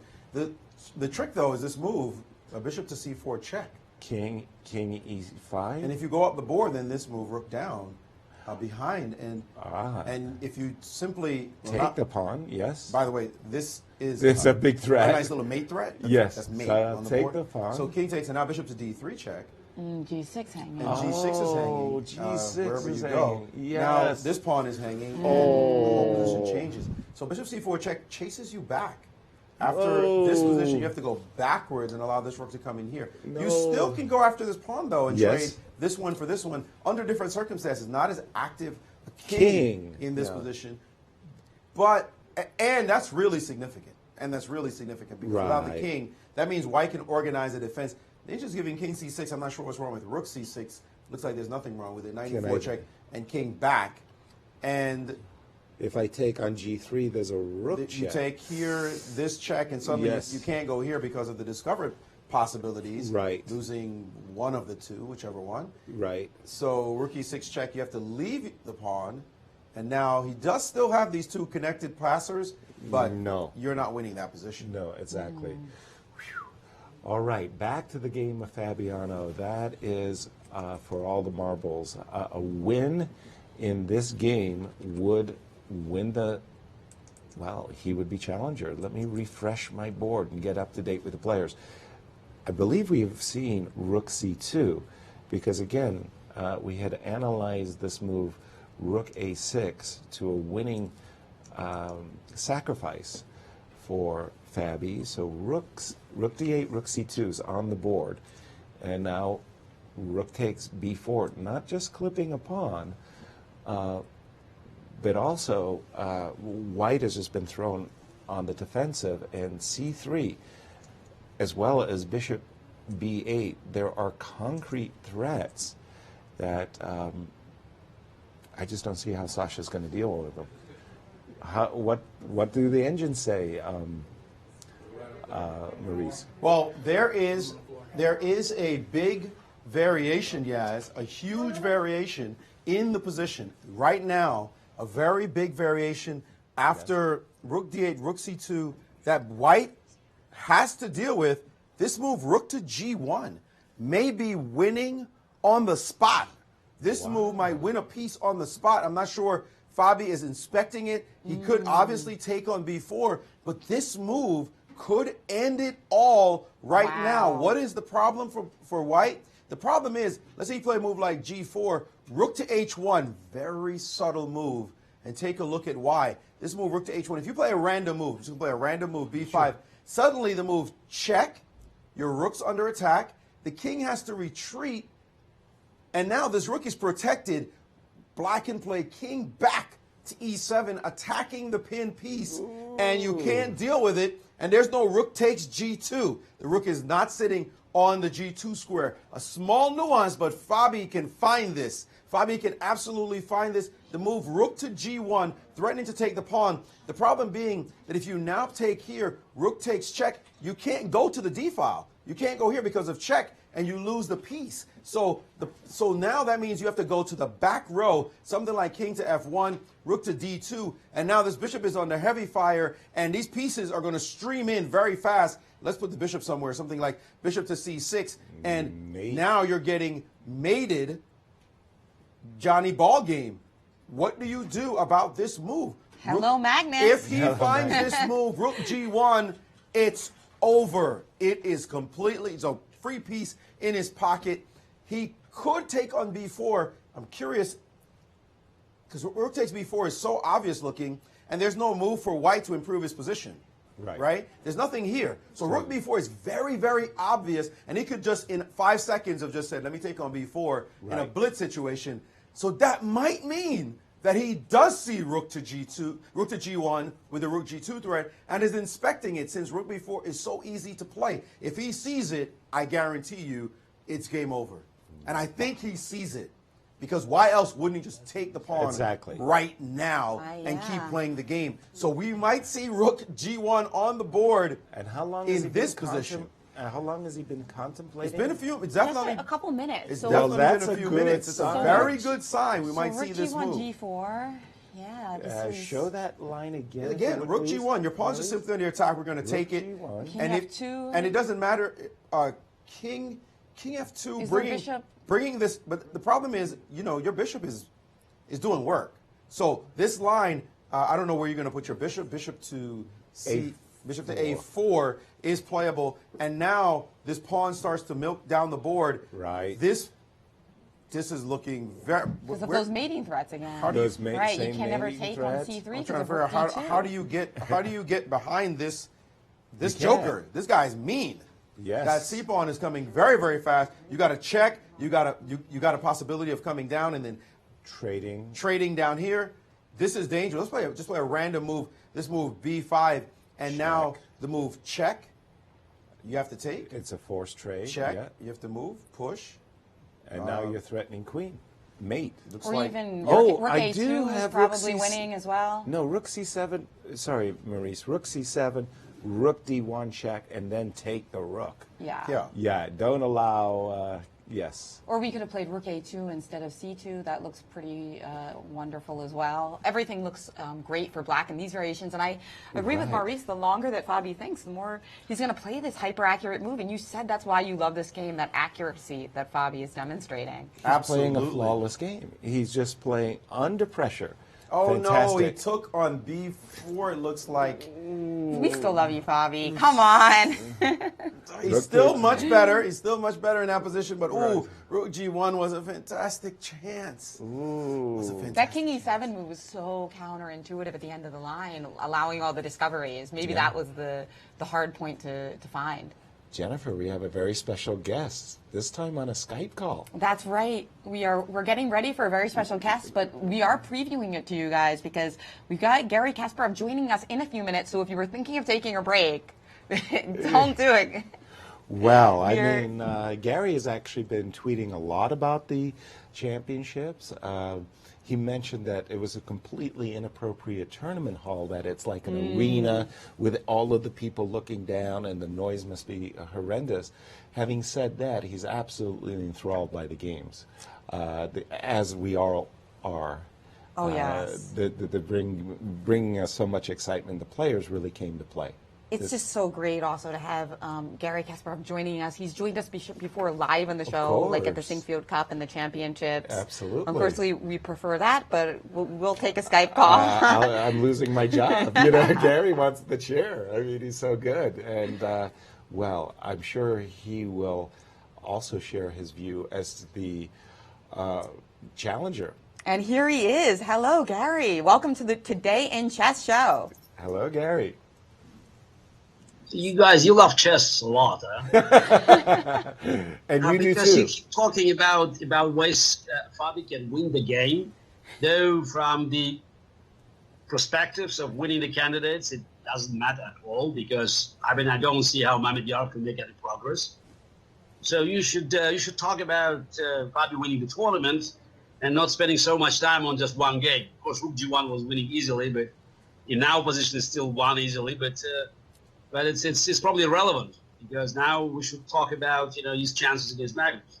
Well, let's talk about it. What about his chances against Magnus, Garry? How do you see that matchup, the strengths and the weaknesses of the players? Look, I don't think we should talk about Magnus' strengths. We all know. Yeah. Look, again, I think his chances. I would rate his chances higher than Karyakin's. Doesn't say much, of course, but Magnus in the matches proved to be vulnerable. So let me first say a few words about the tournament. You mentioned the conditions. I've been following the comments by many players that complain about everything from the hotel to the restrooms in the venue, and I'm surprised that they don't see the connection between those people who are running FIDE and the conditions that they're forced to play one of the most important tournaments of the year. But again, that's for them to actually find out. That it's a bit odd that the chess players, they cannot add one-on-one. And I have to say that the quality of the play of this tournament was probably, equal to the quality of the organization. I mean, I never seen so many blunders. Though I have to say that, as I tweeted once, that I think the game Ding Grishuk made me feel exonerated because I realized that, my blunders with in St. Louis, especially one against Navarra, they were nothing compared to what we saw there. So getting from plus 15 to 0 in few moves, that was quite an accomplishment for the candidates. And also, it's important to mention that all the players, 30 plus, they just, they had no chance. They were decimated. Kramnik played a few good games, but eventually he just, he lost his steam, and his game was Caruana, just destroyed him. Though he fought heroically, I have to give him credit for that. And compared to others, Fabiano played in a more solid tournament, collected his chances. He slipped against Karyakin, who I have to say played a very good game against him. But it's important that Fabiano showed character winning next day. That's an important sign, and that's what you need to win big tournaments.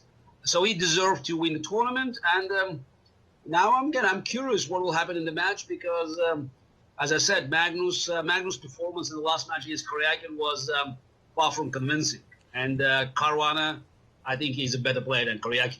And what do you think Fabiano has to work on to maximize his chances against Magnus Carlsen? Look, with Magnus, you just have to play well, period. So it's not about, improving your middle game or end game. It's about the strategy on the match, and I'm not here just, to give any advices. I just think it's important for Fabio to find the right algorithm. Because, as I said, Magnus, in the matches, in classical games, proved to be vulnerable. I think Magnus is nervous. Though, again, I still think he's a clear favorite in the match. But being favorite sometimes, plays a trick on you. And he was a heavy favorite against Karyakin, and we saw how feeble his play was 2 years ago. So definitely Fabiano has chances. And so if he plays as solid and stubborn as he did in the candidates, so everything can happen. So Garry, this is Maurice. You know that for American chess, this is going to be a huge deal. We had Bobby Fischer, who was just meteoric. We're never going to see anything like that again. And, of course, Garry Kasparov had the match against Karpov, which really didn't catch a lot of attention. That was not a world champion. Well, I do have to mention it. I'm sorry, yes, okay. I do have to mention it. But that said, what do you feel is going to be the effect of this champion as an American playing a match?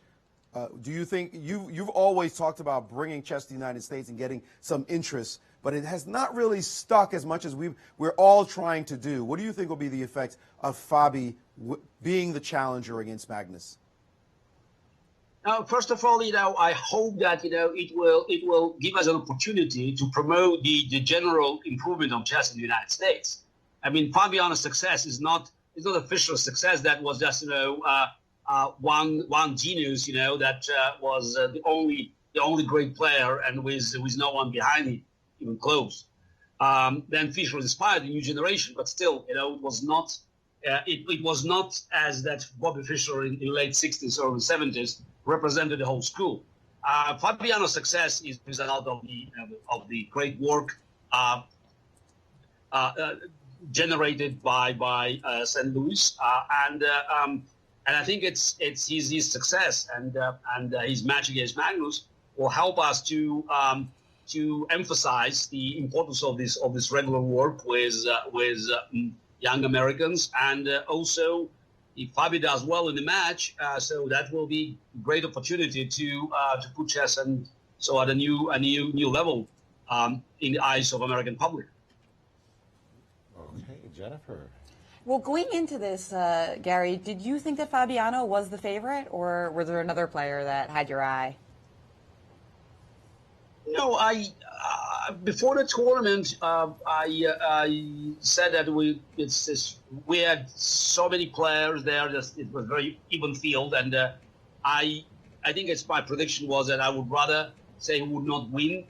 I said I could hardly imagine Ding winning the tournament, or Kramnik, because of age, and I had big doubts about Wesley. But then there was other players. I thought anything could have happened.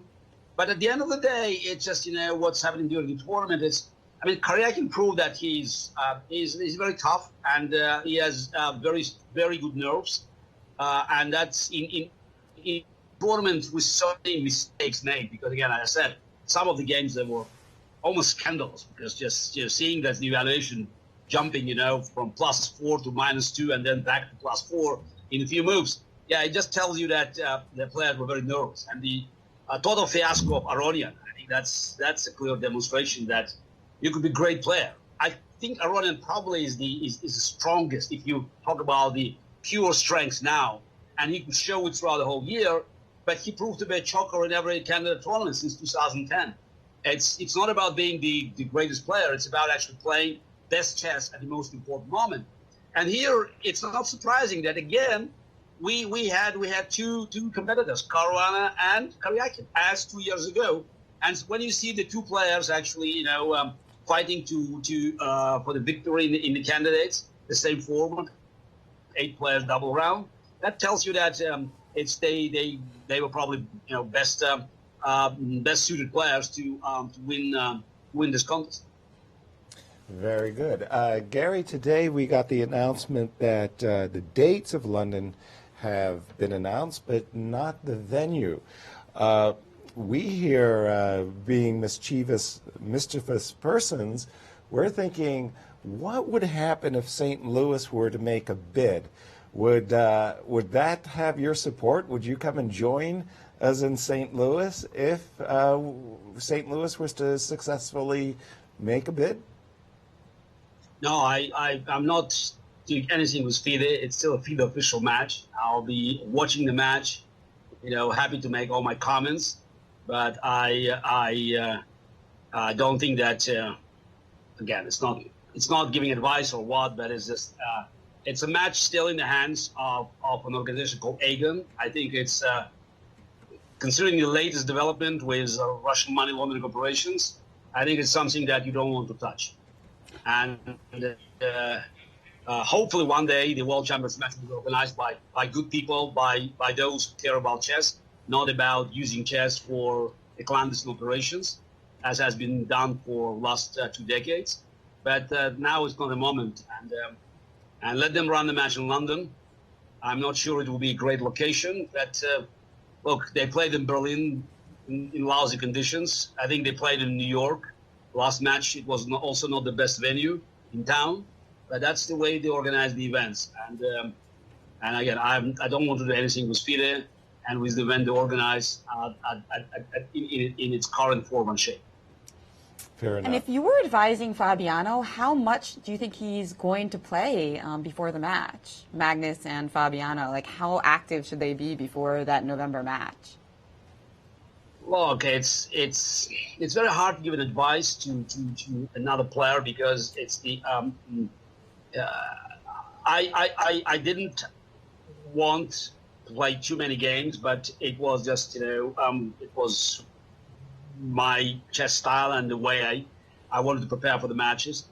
I don't know what makes him most comfortable, but he definitely has plenty of experience. I don't think he needs my advice to understand that this is the match of his life. It's a chance that you get probably once, and he should definitely make sure that by November, whether the match is played in London or elsewhere, he will be in his best shape. Exactly. And for you, Garry, when you became challenger, you were going up against, well, one of the greatest world champions ever, Anatoly Karpov. How much time did you spend training and preparing? Was it a month? Was it 2 months? I mean, did your life stop, is what I'm asking. Yasser, you remember that when I won my final candidate match against Vasily Smyslov in April. Yes. So that was 1984, and the rules were different. So I was about to play a match against Karpov with unlimited number of games until one player wins 6 games. So it's a very different event from matches these days when you play 12 games. Exactly. And though they cut 1 month by preparation, because by original rules it was 6 months, but then Campomanes made a decision under pressure from the Soviet authorities, just to cut it to 5 months, but still at 5 months. And my practical engagement was minimal, because after a match with Smyslov, I think I played only 4 classical chess. Actually, we did have other forms of chess then. In the USSR against the rest of the world in London, 4 games against Jan Timman, and that was it. The rest of the time was spent on preparation, and there were many months. So, but again, it was 1984. We didn't have computers, so we just had to spend time preparing professionally as much as we could, looking for new ideas, and again, not having the same assistance as you can count for today. Well, we have somebody who wants to say hello to you, Garry. With Maurice Ashley is a special guest. We do have Rex Sinquefield in the building, and Rex, you have been following this from the very beginning. How do you feel now watching this game? It's not over yet, but it looks like Fabiano Caruana, the young American who now lives here in St. Louis, is going to win this game and repeat something that you haven't seen in quite a long time. I haven't seen it since 1972. And, of course, nobody went through candidates the way Bobby Fischer did. But with the 3 greatest commentators in the world, and with Garry Kasparov, doesn't get much better than that. I can't think of anything better. And, Zach from Tennessee, Yasser, was prophetic. He said, I started looking for you guys. Well, Zach, let me tell you something. Millions and billions of chess players throughout the world were looking for these guys, so you weren't alone. I'm glad you found them. And your feelings on Fabiano winning? If that happens, I don't necessarily jinx it, but it does look like he will win. I think he's got a good chance of winning the tournament and this game. It'll be wonderful. It'll be incredibly great for American chess. Now, how wonderful, the topic came up, Garry mentioned his response to this. How wonderful would it be? Would you be willing to make a bid possibly to move the championship from London to St. Louis? Yes, absolutely, if we have that opportunity. It's problematical. There's a real question whether we'll even have that opportunity. But, FIDE is in disarray. All we have to hope for is more disarray. It's like the old great mayor Richard Daley of Chicago in 1968. He said, I didn't come here to cause disorder. I came here to preserve disorder. Garry, your thoughts on Rex's response? Look, no, I agree with Rex that FIDE is in disarray. But but even by dying, so they can poison the atmosphere.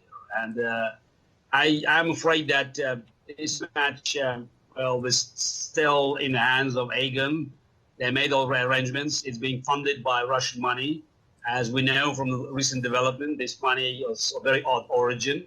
But before we see some changes in FIDE, I can hardly imagine that we'll see the real change in the funding of these events. But again, eventually, I think it's very important that the World Championship match, the whole cycle, and more than one cycle, 2 or 3 cycles, will be run by professional organization. And of course, Rex has a tremendous record, and if he throws his weight behind the beat for the future, and FIDE will start showing some understanding and also willingness to change and to depart from this corrupt practice of the past, I'll be the first one to support the St. Louis as the main location for this biggest event in the chess world. Garry has said, Rex, that he feels challenged by the fact that, I know you can't hear him, that he feels challenged by the fact that FIDE and Aegon in particular is organizing the event, and it would be problematic, although he would throw his support behind you if you decided to bid for the event. Your feelings on... If we get an opening, we will take it. Right now, we don't have an opening. See, right now the ball's in their court legally. They've got possession. But if they offer any way to give us possession, we'll take it. Well, there you have it. Pretty definitive words coming from Rex Sinquefield. Guys, the games, we should thank Garry. We really appreciate your presence, your voice, your support of chess. And of course, Rex, you've always been one of the greatest supporters, if now the greatest supporter in chess as far as I'm concerned. Simply tremendous work you guys are doing for us and support. Thank you. That's right. Kudos to you for being part of making this happen. Yeah. And we do have breaking news, Yasser. We do. That's right. The game between Kramnik and Mamedyarov was drawn. That means that all that Fabiano has to do to clinch this match is to draw to clinch the match spot against Magnus Carlsen is to draw this better endgame. Precisely. And again, Garry, thank you so much for joining us and sharing your insights. Guys, it's always wonderful to hear from you. Let's continue the celebration. So I think Fabi will probably offer a draw, though, positions winning. I'm curious to see if he's offering a draw or he'll keep trying. What's your prediction, Garry, and what would you do? Hard to say. He missed already an easy win. He's still winning. It takes time, so if he wants to start celebrating, probably he can offer a draw now. So but let's see what Grishuk does. But it's I would bet on drawing this game. So you think we can open the bubbly? It's hard for Fabi to play with full energy. So unless Grishuk blunders something, it doesn't seem he's going to blunder something. But yeah, and I think Fabiano now is thinking about his next move, or just whether he makes a move or an offer. Great. All right. Well, again, thank you so much, Garry. Anyway, again, unless something terrible happens, so he's in, and now it's time to start thinking about the World Championship match. Wonderful. Okay, guys. Thank you again. Thanks again. Cheers. And here we have it, Garry Kasparov joining us towards the very end of this game, which is very shortly going to give Fabiano Caruana the match against Magnus Carlsen. All he has to do is offer a draw, and that's it, Yaz. He can start thinking about November. Absolutely. His whole entire goal coming into the tournament was to become challenger. Obviously, he's better, but put a lid on it, seal the deal, offer a draw would be my approach, absolutely, and it's fantastic. Hold on. Okay. Grishuk doesn't have to take a draw. A loss doesn't matter if he loses the game. It's completely irrelevant. He could say, let's keep playing a few more moves. Let me annoy this guy. Prove that you can win the game. Now, clearly, he has no real chances of winning, does Grishuk. And maybe Fabi has already offered a draw. We don't know. We're not privy to that. Maybe he has already offered the draw, and Grishuk has already said, let's make moves. So we will have to find that out afterwards, whether or not that has indeed occurred, because the game is continuing and Grishuk is continuing to make moves on the board. So let's keep that in mind. Grishuk could continue. There is no difference except a few rating points as far as Grishuk is concerned for taking a draw right now. And if Fabi shouldn't lose nerves, but we'll see. We'll see. It looks like the moves are continuing, though, in the game. We do have King D3 on the board. Maurice, it's right behind you there. And you're saying that Grishuk, after a move, for example, like Bishop E5, could decline the draw? No, I'm saying, well, maybe H5 just happened. H5 just happened. So why did he play H5? Bishop E4 doesn't threaten H5. Maybe. Well, he wanted to just go H4 and Rook secure. H7. I mean, so if he played this move and said, why wouldn't he say draw right now? That is true. So H5 draw, and the guy goes, no, thank you. Make a move. You're obviously drawing, but we could play for 50 moves. What difference does it make? A win or a loss? It's all a draw. A draw or loss doesn't matter. So what if he just keeps playing? I mean, it seems counterintuitive, given that Grishuk could just say, well, I don't really have any chances here, so why am I continuing to play? But he knows that it doesn't matter to him, and he could just keep fighting and just see what happens. Intriguing thought. I'd assumed a pawn down in the worst ending. You would be gratefully, with two hands, reach across the board and accept. Two hands. With two hands. And your toes. But Yaz, what does a loss do? I mean, maybe a few dollars. Well, certainly, maybe more than a few dollars. Yeah, we'd have to look at the cross table, and besides the money, also remember that for Caruana, he's got the spot against Magnus, so for him, or he's about to momentarily, so for him, the rating doesn't really matter that much because there's one goal this year. For Grishuk, actually, a few rating points makes a difference, right? For and again, invites it could be the in difference that of some prize money. I mean, For sure. Grishuk had a very hard-fought tournament. I think he came into the round at a 50% score, right? And he's only 12th in the world right now, yeah. So every rating point helps him push right back into that coveted top 10 spot, which is sometimes important for invitations. Absolutely. It's vital for invitations, yeah. And if I could just take a look at our current standings to see if that would be impactful on the prize situation. Let's just have a quick look. So Alexander Grishuk has 6.5 points. A draw gets him clear fifth. Right, and a loss would put him tied with Kramnik. Winning would tie him, well, that's not going to happen. Winning is not going to happen. But if you were somehow, if Fabiano was to blunder terribly, he would tie with Nick Laurent. But you're right, the difference between a draw and a loss is significant. Does he tie with his fellow Russian, or does he come in clear fifth? How exactly? How significant? I didn't see what's the money breakdown. The money to see what breakdown. the money breakdown was, and is it that big a deal to come in clear fifth or tie for fifth? I mean, clearly, commonsensically, he's done what he had to do. He showed that he's a fighter. He showed that he's willing to duke it out, and he was outplayed by Caruana. So at this time, if Caruana offered a draw after the move H5, then we would anticipate Grishuk should just say, you know what, you proved yourself. I should take the draw. But then we'd have to assume that he did not offer a draw. And there is the difference. And so the difference is either get 49,000, or if my math is right, that's 7083, or get 41,500. So it's a difference of $7,500. So a draw is $7,500 in your pocket. Extra. It's a nice little bunch of change. Although Grishuk is a high-stakes poker player, so he's used to gambling. But let's take a look again at what's at stake for Fabiano Caruana.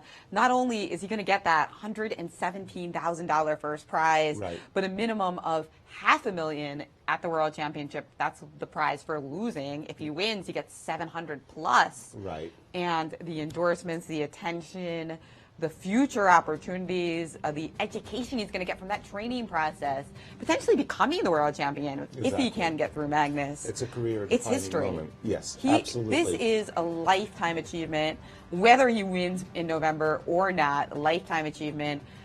So many congratulations are really in order for this young American. Yes. You know what I love about this event? Okay, it could have been some wins and spectacular way to finish.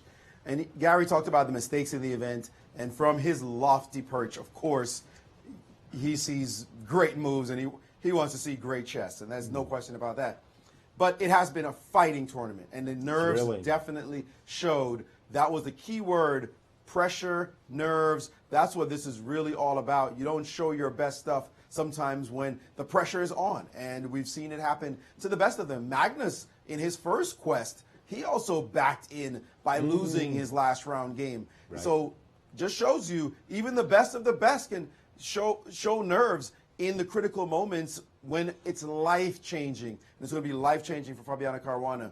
But isn't it great that the last game is this game? Yes. It's not one of those situations where this game is over, we're talking about Caruana winning the event, and then we're still following some other game. It just went right down to what it should be. The last game, we're following it, and the result of this seals the deal for the entire event. Most appropriate indeed. Absolutely, Maurice. And I've been such a huge fan of Fabi ever since that Singfield Cup where he stormed the field and he was so classy while doing it. Yeah. So composed, so kind to his opponents for the most part. Sometimes he would show his aggression, which makes him such a great player in the interviews. Like I remember once memorably he said, that he had this killer preparation that he had worked out, and that he wanted to play all the moves quickly. MVL. To just, put the pressure on him. I wanted to do that to him, to make him feel the pain of knowing I have everything prepared. So always a gentleman. Once in a while you can see, though, that killer instinct that makes him, who he is. Winning in a must-win game in the penultimate round. Exactly. And by the way, let's add, we were talking off air, will he pull a Magnus? And by that we meant the Singfield Cup of 2013, where Magnus Carlsen, with a draw, clinched the tournament.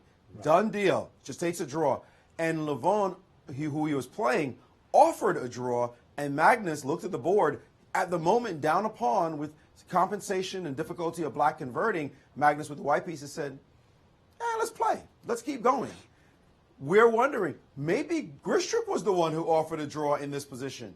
Until we know that, maybe Fabi said, well, I'm not losing, so let's keep making moves. So we don't know what the situation is, who offered what. Until we know that, we won't know what he is thinking right now, except I'm sure Fabi's thinking there is no way I'm losing this position. Right. No way. You have no chances. I'm just going to keep on making moves. I don't need to offer you a draw. In fact, Grishuk would be the one who ought to be the one to offer a draw now. And maybe he won't offer a draw because he'll say, it's rude. I don't really have any chances. It's up to you. So maybe they just keep on playing and see what happens.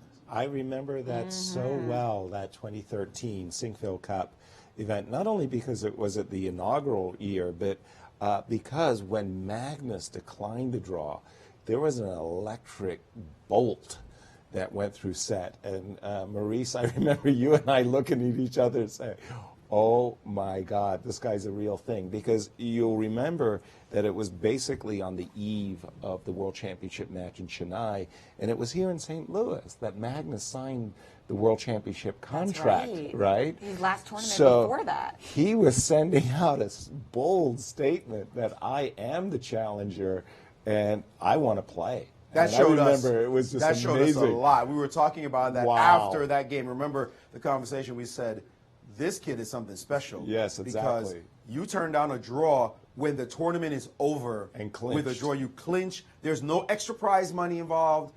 Maybe a few rating points, but he wasn't even winning the position. Not at that moment. Not at that moment. He was down a pawn and no chance of losing. And you could see Levon being nervous. And he said, you know what? Let's make some moves. What's the big deal? And he kept playing when most players, like you said, Yaz, both hands would have gone out. Thank you very much for the offer. I clinched the tournament. That's it. With the money in the pocket, he kept on playing. For forever, we'll call that pulling a Magnus in that situation. Maybe Fabi did that as well, or is doing that. He said, let me play some just to see what happens, since I can't lose this position, any construction I can see. That said, I love it. Missing Rook G1. That, we could have been going home already. I mean, Rook G1 was a killer. That would have just been a move to find instead of Rook to B4 when he had plenty of time on the clock. Reversing the situation just for a second, Maurice, let's imagine, because whatever, Black was forced to win this position. He had to play for a win. Is the position won? That's a very good question. I mean, he has to break the blockade. We talked about that a long time ago, the blockade on C2. We do have King D3 on the board, by the way. King D3 for white. I think we may have had even more moves that have transpired since then. But this position here, we do have, and Black has played the move H4 in this position. So this pawn is done. No pawn breaks on this side. And now it's a question of, can you lift this blockade? Not very easy to do. The Rook can no longer kind of get around. Maybe a move like Rook to D1, for example, has been played. And that would be very tricky to get around this move. I don't know, Yaz. This bishop is now ideally placed. It looks like we're now in a stuck mode. Black is definitely much, much better in terms of extra pawn, pass pawn on C3, but winning, it's not easy. Okay. Fair enough. Whew, I tell you, I had a very hard time sleeping last night. I was thinking of all of these tie breaks. I gotten, revved up about all of that stuff. I thought that, Fabi just had to play the position, and if a draw occurred, accept that. But today he just played a flawless game. I mean, he really, really did. He was never in trouble. And he's going for it, yes. He's going for it. He's going for the win. I mean, in a way, this is even more impressive than the Magnus, because in Fabiano's case, like if something insane were to happen, he were to blunder, he gives up a lot more. I mean, the Sinkfield Cup, one of the most prestigious tournaments in the calendar, perhaps the most. Yeah. But this would be giving up the World Championship spot. That would be $1 million mistake, right? That's why I say I would make a move. I don't care, like Bishop E5 and you're with Garry. Draw. That's what Garry said as well. But again, we don't know. We don't know. We don't know what has transpired until we do know. Until we ask the players, we don't know what draw offers have been made. That's so true. We cannot guess. But you're saying right you now. would offer a draw as Fabi. Yeah. He didn't. We're hearing from some experts that in fact he is playing for the win and that he didn't offer a draw, but we'll confirm that later. Right. But you're saying you would offer a draw, and obviously Grishuk would 9 times out of 10 accept that. Exactly. Yeah, for the rating point, 99 times out of 100. Yeah. From this position. Yeah. Yes. I remember my World Junior Championship in 1979. What happened is I was going into the last round with a half-point lead, and I needed a draw to clinch the gold medal. And I was playing against Jim Plaskett, and somewhere around move 20 or so, I offered a draw, and Jim, who could get the bronze with the victory, declined in a very, like, no kind of way. About 10 moves later, he had returned the draw offer without having made a move. So I said, Jim, make your move, and I'll consider it. And I had a second, John Donaldson, who was running around in the park because he was so nervous about the outcome of the game. He comes into the playing hall, and immediately the whisper had been, Yasser declined a draw. So John came to the rope, and he pulled me over. He wrapped his hands around my neck and said, Yasser, you didn't decline a draw, did you? And I said, John, even if he blunders his queen, I'm going to take it. Just waiting for him to make his move, which is precisely what happened. He blundered his queen? He didn't. Okay. I took the draw. But he thought 40 minutes. Yeah, so, here, this is much, much, much more at stake. I mean, there's always that, like bishops don't move backwards. Some silly, or some silly move. You're in this position that Fabiano's on the board. Maybe Fabiano wants to play this rook, and get this rook over here to the A2 square, right? So it would be really natural to play a move like rook A8 followed by rook A2, just forgetting that. Oh my God. Oh my God! You just gave some heart attacks to the new chess fans. Remember in the Grand Chess Tour, I think it was Vladimir Kramnik who blundered a rook. There was a backward move by a bishop, which, just take that possibility out, draw, thank you very much, accolades. But what would Magnus do? You think Magnus would go for it?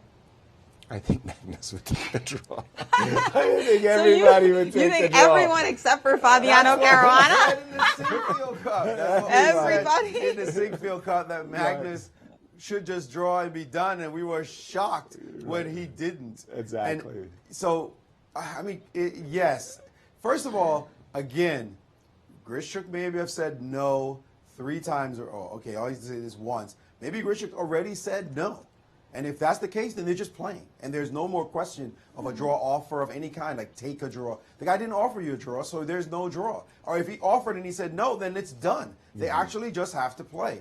And if Grishuk is saying, let's keep making moves, then talking about the draw is irrelevant. We don't know.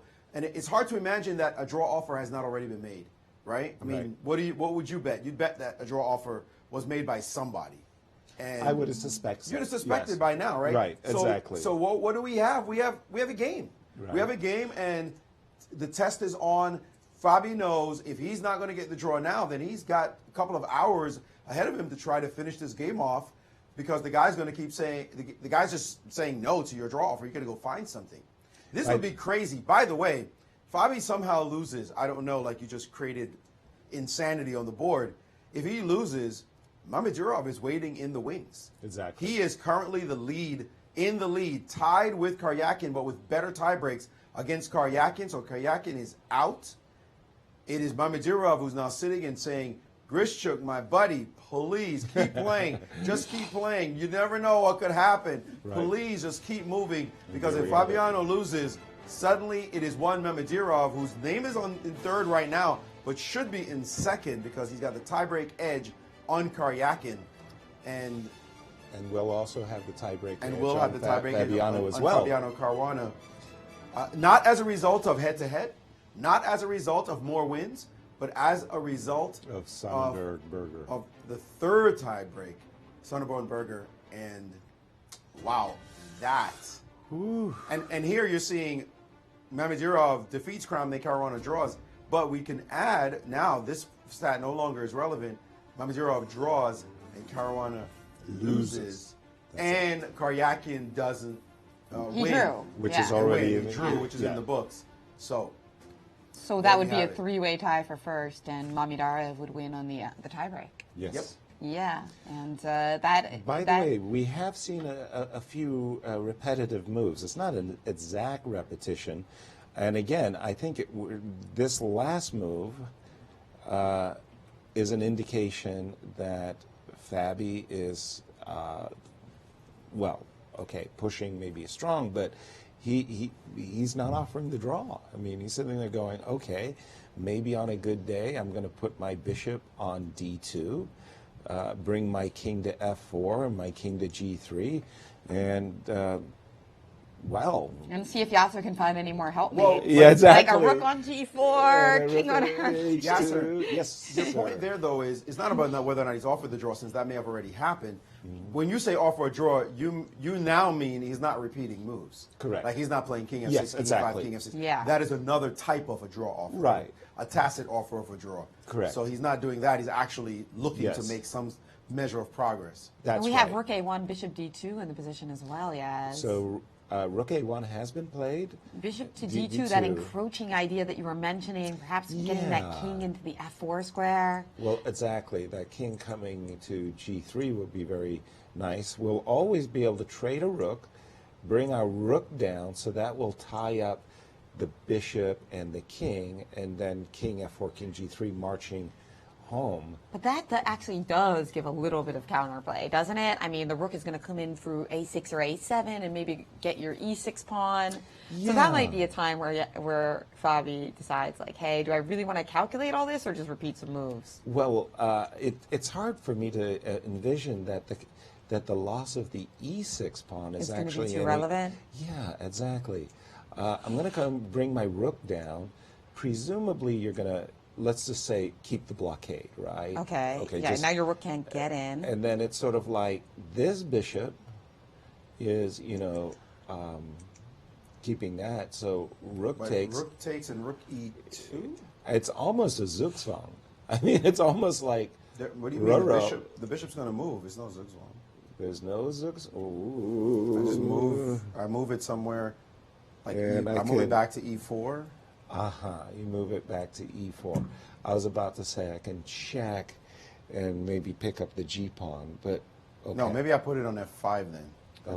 I just put it on f5 instead, and that way, when you win the g pawn, I'll trade rooks and put the bishop on g4, and then put the king on c2, and we'll shake hands. But Fabi's working. He's thinking. He's trying Yeah. to see if there's a way here to break through without risk, and therefore get the full point. And win the tournament by a full point. Yes. What a statement that would be to Magnus Carlsen. Yes, that would be a very, very big statement indeed. Yeah. But at this point, it's just like, clinch the deal, get the score sheet signed, make it official. Rating points can come in future events. But that's important, though. We talk about this. We've seen this written in books. I remember as a growing player, the idea that playing for a draw is playing for a loss. And this is not the situation right now for him, but it is about maybe making optimal moves, right? I mean, it's not, he doesn't have to force a draw. You said get the score sheet shine. Get the score sheets sign. Yes. Score sheet sign. Say that 3 times fast. Right. I don't think it's about that. I think he could just keep playing optimal moves. White is completely tied down. White has no counterplay. If you objectively look at the position, White has nothing. So Black can make all the feints he wants because White has nothing. Right. He's too strong to be thinking about blundering. He's got to be thinking, all right, if you decline my draw offer already, you already said no draw. It's not my business to say, okay, I'm going to force this draw on you and make you take it. It's my business to make you beg for it. And I'm going to keep putting good moves on you. Now the idea of bringing the king to g3, and as I start those threats, you're going to be like, okay, how do I make a draw now if he did indeed turn it down, and we're speculating. So I don't think Fabi has to worry about anything. If I were in this position with Black, I mean, of course, the conditions being what they are, you might say, well, no, you should be nervous. But in this position, play like yourself. Just be you. Do you really think you would lose this position? Yes, if I give this position to you as black against any grandmaster in the world, how do you lose it? Like how do you lose it? $1 million out of $1 million, but it is $1 million. It's $1 million match. So right. But that's irrelevant. If there's one out of $1 million, is it 1 out of $1 million? Maybe less than that. Maybe less than that. More like 1 in 10,000, 100,000. Yeah. Oh, you mean it's 1 in? Oh, the chances of you losing. Yeah, I mean, maybe it's 1 in 100,000, 1 in 50,000. Oh, really? Kind. Okay, Yeah. I was thinking you were thinking so that therefore you and I feel like you and Garry are actually doing some intuitive math. 1 in 100,000 when the match is worth $1 million. It says make the draw offer, right? Exactly. I was thinking less than 1 in 100,000, but of course, when you're dealing with numbers that big, it's hard to do intuitive assessments because the numbers are so large. You don't have intuition for them. We got 10 fingers and 10 toes. But also keep in mind they may be playing on increments. Right? You start getting nervous. There is a 15-minute bonus. There is still the 15-minute bonus. One move 60 and 7 moves. Right. But so maybe that's changed it to 1 in 200,000. Yes. Okay. But again, numbers that big, it is really hard to start calculating. By the way, how do you lose this as white? I mean, as black. How do you actually lose it if you don't blunder a piece? If you don't blunder a piece, how do you lose it? Exactly. I mean, how do you even envision white figuring out how to win this position? We were mentioning a rook on G, a helpmate with a No, don't donate stuff. That's ridiculous. So let's say a move like rook b1, which has a very nasty idea of bringing the rooks down to the last rank. And if I play a move like rook a2, so, you know, you could overlook the fact that your rook is under attack. No, come on. I've got ideas of, excuse me, that arrow was supposed to be rook a5 check.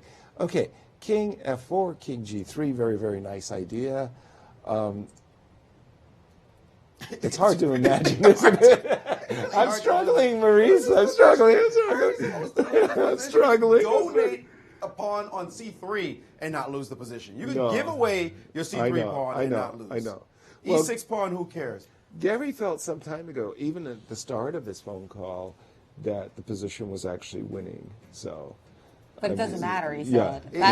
Garry was interested in the competition itself, which he felt was over. And that's why the thing about chess, it's games within games, right? We have this game, but the larger game is the tournament itself and scoring the points in the tournament, which is the one that is sometimes very intriguing to people, especially who aren't huge chess fans. That's why Garry joked at us about loving chess so much that we were interested in the game within a game, which is the bigger game is over. Right. Okay, Maurice, do we have more moves? One move that did appear on the board, it seems, is the move rook to d8. Rook. Okay, sorry. The last move I had was bishop d2, rook a6, and now not the move rook b1, but instead you're saying rook d8 has appeared. Yes, and actually the engines are going cuckoo for Cocoa Puffs right now, and saying that this is huge, monumentally huge for black. Because somehow black's going to be up at least a piece very shortly. Rook d4 idea. Rook takes e4. Yeah. That's going to be hard to continue with the blockade. If you move your bishop along the diagonal, then... Precisely. And you're exactly right, Jen. You can move your bishop along this diagonal with the idea of trading on c2 and then coming down to the d2 square with the rook. So rook d... Oops, excuse me. Not the move rook b1, but rook d8. And there's still the king sliding all the way into the position. Via f4 and g3. Via f4, taking the... If he gets a past h-pawn, that's going to be all she wrote. Easily. This position is looking juicier and juicier for black. And again, losing chances? Fabiano Caruana? I don't think so. I think he's relaxed now. We're nervous. We are nervous. We just want it. We want it over. Please be over. Please be over. Just take the draw somehow. Make a draw. Construct the draw. But I always like it. You know, there's a very important concept of exchanging pieces. When you're up material, beginners are told, when you're up, trade pieces. You're up a pawn, trade pieces. But the better you get, the more you understand, you don't have to just trade pieces to try to win some endgame. When you're on material, stick your pieces in your opponent's face. They'll trade for you. They'll see your active pieces and they'll go, oh my God, these pieces are too good, and they'll make trades that will help you. So you don't have to force trades just because you're up. Bad principle to freeze in your mind. The better principle is keep playing great moves, keep being aggressive, and your opponent will beg you to trade, which only favors you. Don't get conservative with the lead. And that applies to trading material, that applies to pressure situations. Always stay strong and aggressive and make the opponent beg to suit your ends. In this situation, all Caruana has to do is just keep making Caruana-type moves. If he keeps playing strong, Grishuk will have no choice but to try to force a draw on the board because he'll see the confidence of his opponent and he'll be looking around for ways to save himself. Or not, or he's just going to go down. That's what I'm starting to feel here, Yaz, and send that strong message to, you know, Magnus Carlsen, none other. And I think Maurice is right, though. The people that are suffering the most now are those that are fans of Fabi but don't really play a lot of chess. Right. Like, can you imagine his extremely supportive parents Yes. and his friends, you know, that are non-chess players, his brother. Right. I mean, they must be just dying. They're like, dude, end this. I know, our misery. But yeah, no, seriously, I feel it. I feel for them as well. But having said that, the position really is so extremely favorable. And what you were saying, you've said it before. You had this great line. You should only trade if they're forced, fantastic. Forced or fantastic. Those are your two Otherwise, it's forced or something. fantastic. Otherwise, it's another bad word. Yes. That starts with an F. Okay. So you're absolutely right. So you have to think of trades as you're going to a marketplace and you're making an exchange. You're going to trade some good for some other good. And you have to weigh who benefits from these trades. And for example, Fabi at any moment could trade this rook, this white rook, and force the recapture bishop takes c2. And that's a trade that's equally good for both players, but it helps white make the blockade.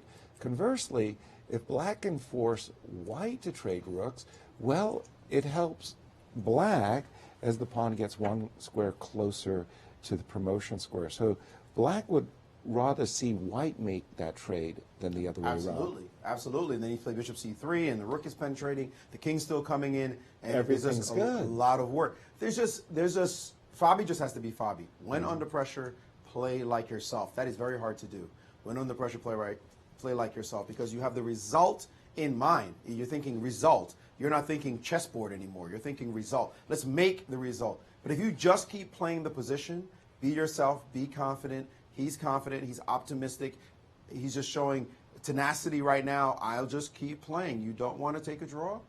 No problem. I'll show you what happens when you don't. And he's too strong. Grishuk in this position would be the same way. Any top grandmaster knows black is not losing this position. So let's just play and see what happens. And Fabiano has just made the move rook on b2, b1. I mean, you make a move like that, you always want to absolutely double check because of this threat of a discovery. You absolutely want to make sure that rook takes d2 does not lose the game, and it does not, because the rook on d8 is in prime position to actually support a queen. Hello. Okay, so that's the first thing, and you just want to make absolutely sure, and you want to do it the other way as well. What about this capture? Well, in this case, even though the bishop does have a discovered, black has the time to give a check, and now that his rook is no longer in capture, he will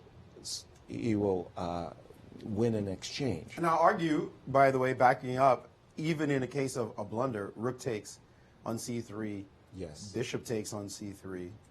I haven't lost the game, yeah? Yeah, and bishop takes b1, and I mean, you take back. It's terrible to do this. Now you're definitely excited to get that draw. Now you're. let's just get out of here. Yeah, exactly. But even here, it's a draw. Even there, it's a draw. Exactly. So, what the level of blunder to lose is so high that it's a howler. It's got to be miserable what he does. Yeah. If he makes this draw and forgets. Right. Now that said, it could happen. Lightning strikes after all. It's $1 million match, and it's probably 1 in a million for him to lose that. So he's kind of risking like $1 for playing on. Well, you call it 1 in a million. So. Yeah. It could be. Yasser said it's a little bit closer than that. 100,000, so $10. You're risking a tenner. Right, right. Well, but having said all of what we're saying, if this was a needed win, if Fabi needs to win this game, he does have a clear idea. He can play King F4, King G3, a maneuver we were alluding to, not with the idea necessarily of capturing this pawn on G2, but simply to deliver a checkmate to White's king with Rook E1 check and mate. White might well be sacrificing his rook for the pawn on C3 and bishop as well at some point, hoping that that gets him out of trouble. Given, again, what I was saying is make the other guy force the draw if he's not going to take it. Make him force it because you're the one who's in the driver's seat. Yeah, here the problem as I see it, Maurice, is Still a long way to Tipperary. The white king can easily be driven away from the G2 pawn, and that king is going to just simply march. Maybe, and well, in this fact, looks like an easy win, actually. In fact, Grishuk played King F2, and maybe now Fabi wants to play Rook A1 with the idea of Bishop E1 check, followed by Rook D2. That's a very nice idea. That's a very nice idea. Get my rook out of the discoveries. Right. I would be also give my parents less heart attacks. The bishop doesn't move that way. He can't jump.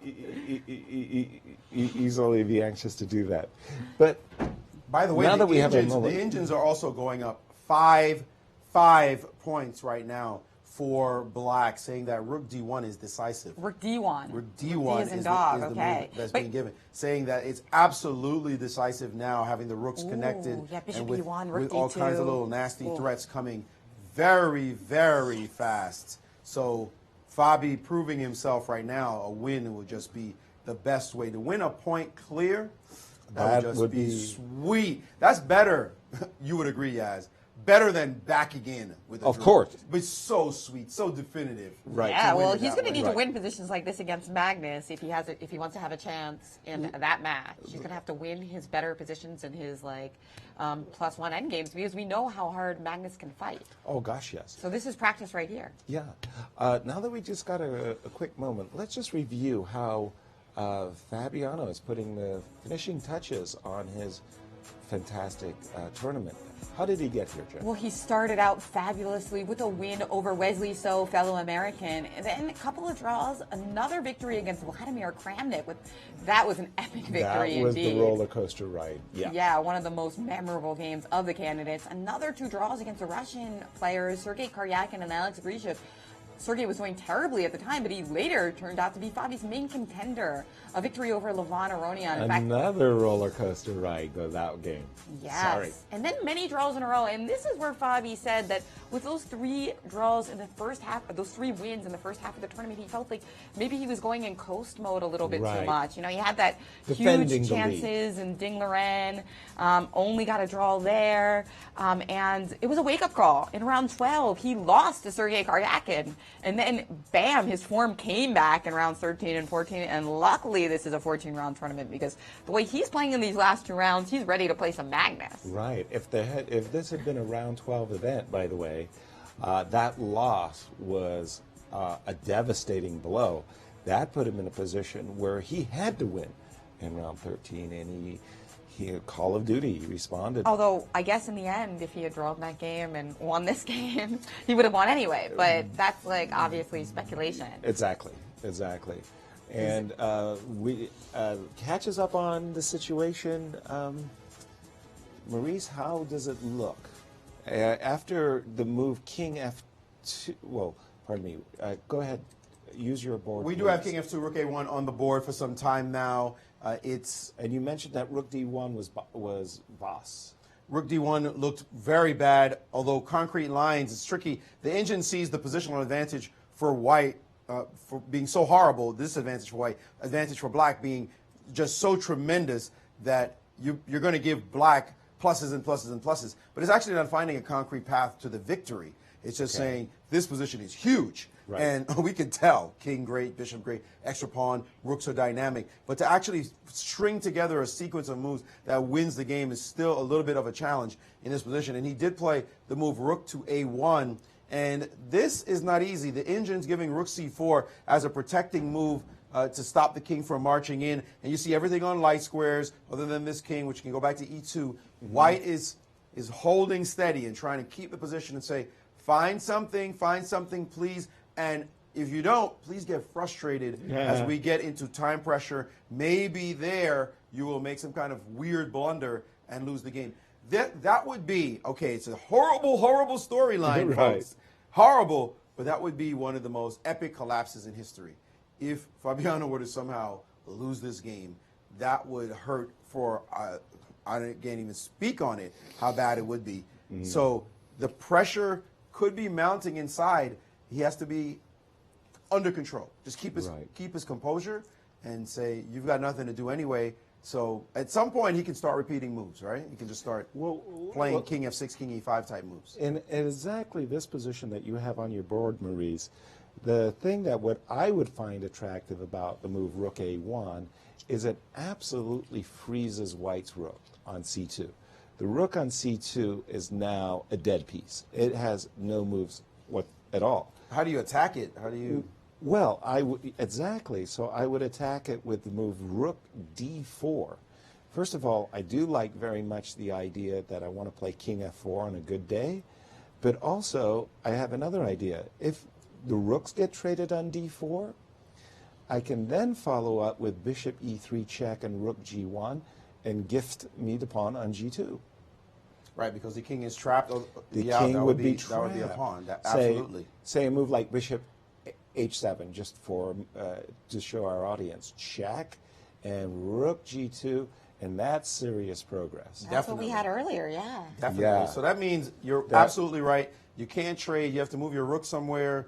c7. Let's put it on a white square. Exactly. And now here, what's going on after bishop e1 check? And I want to get a mating pattern with bishop g.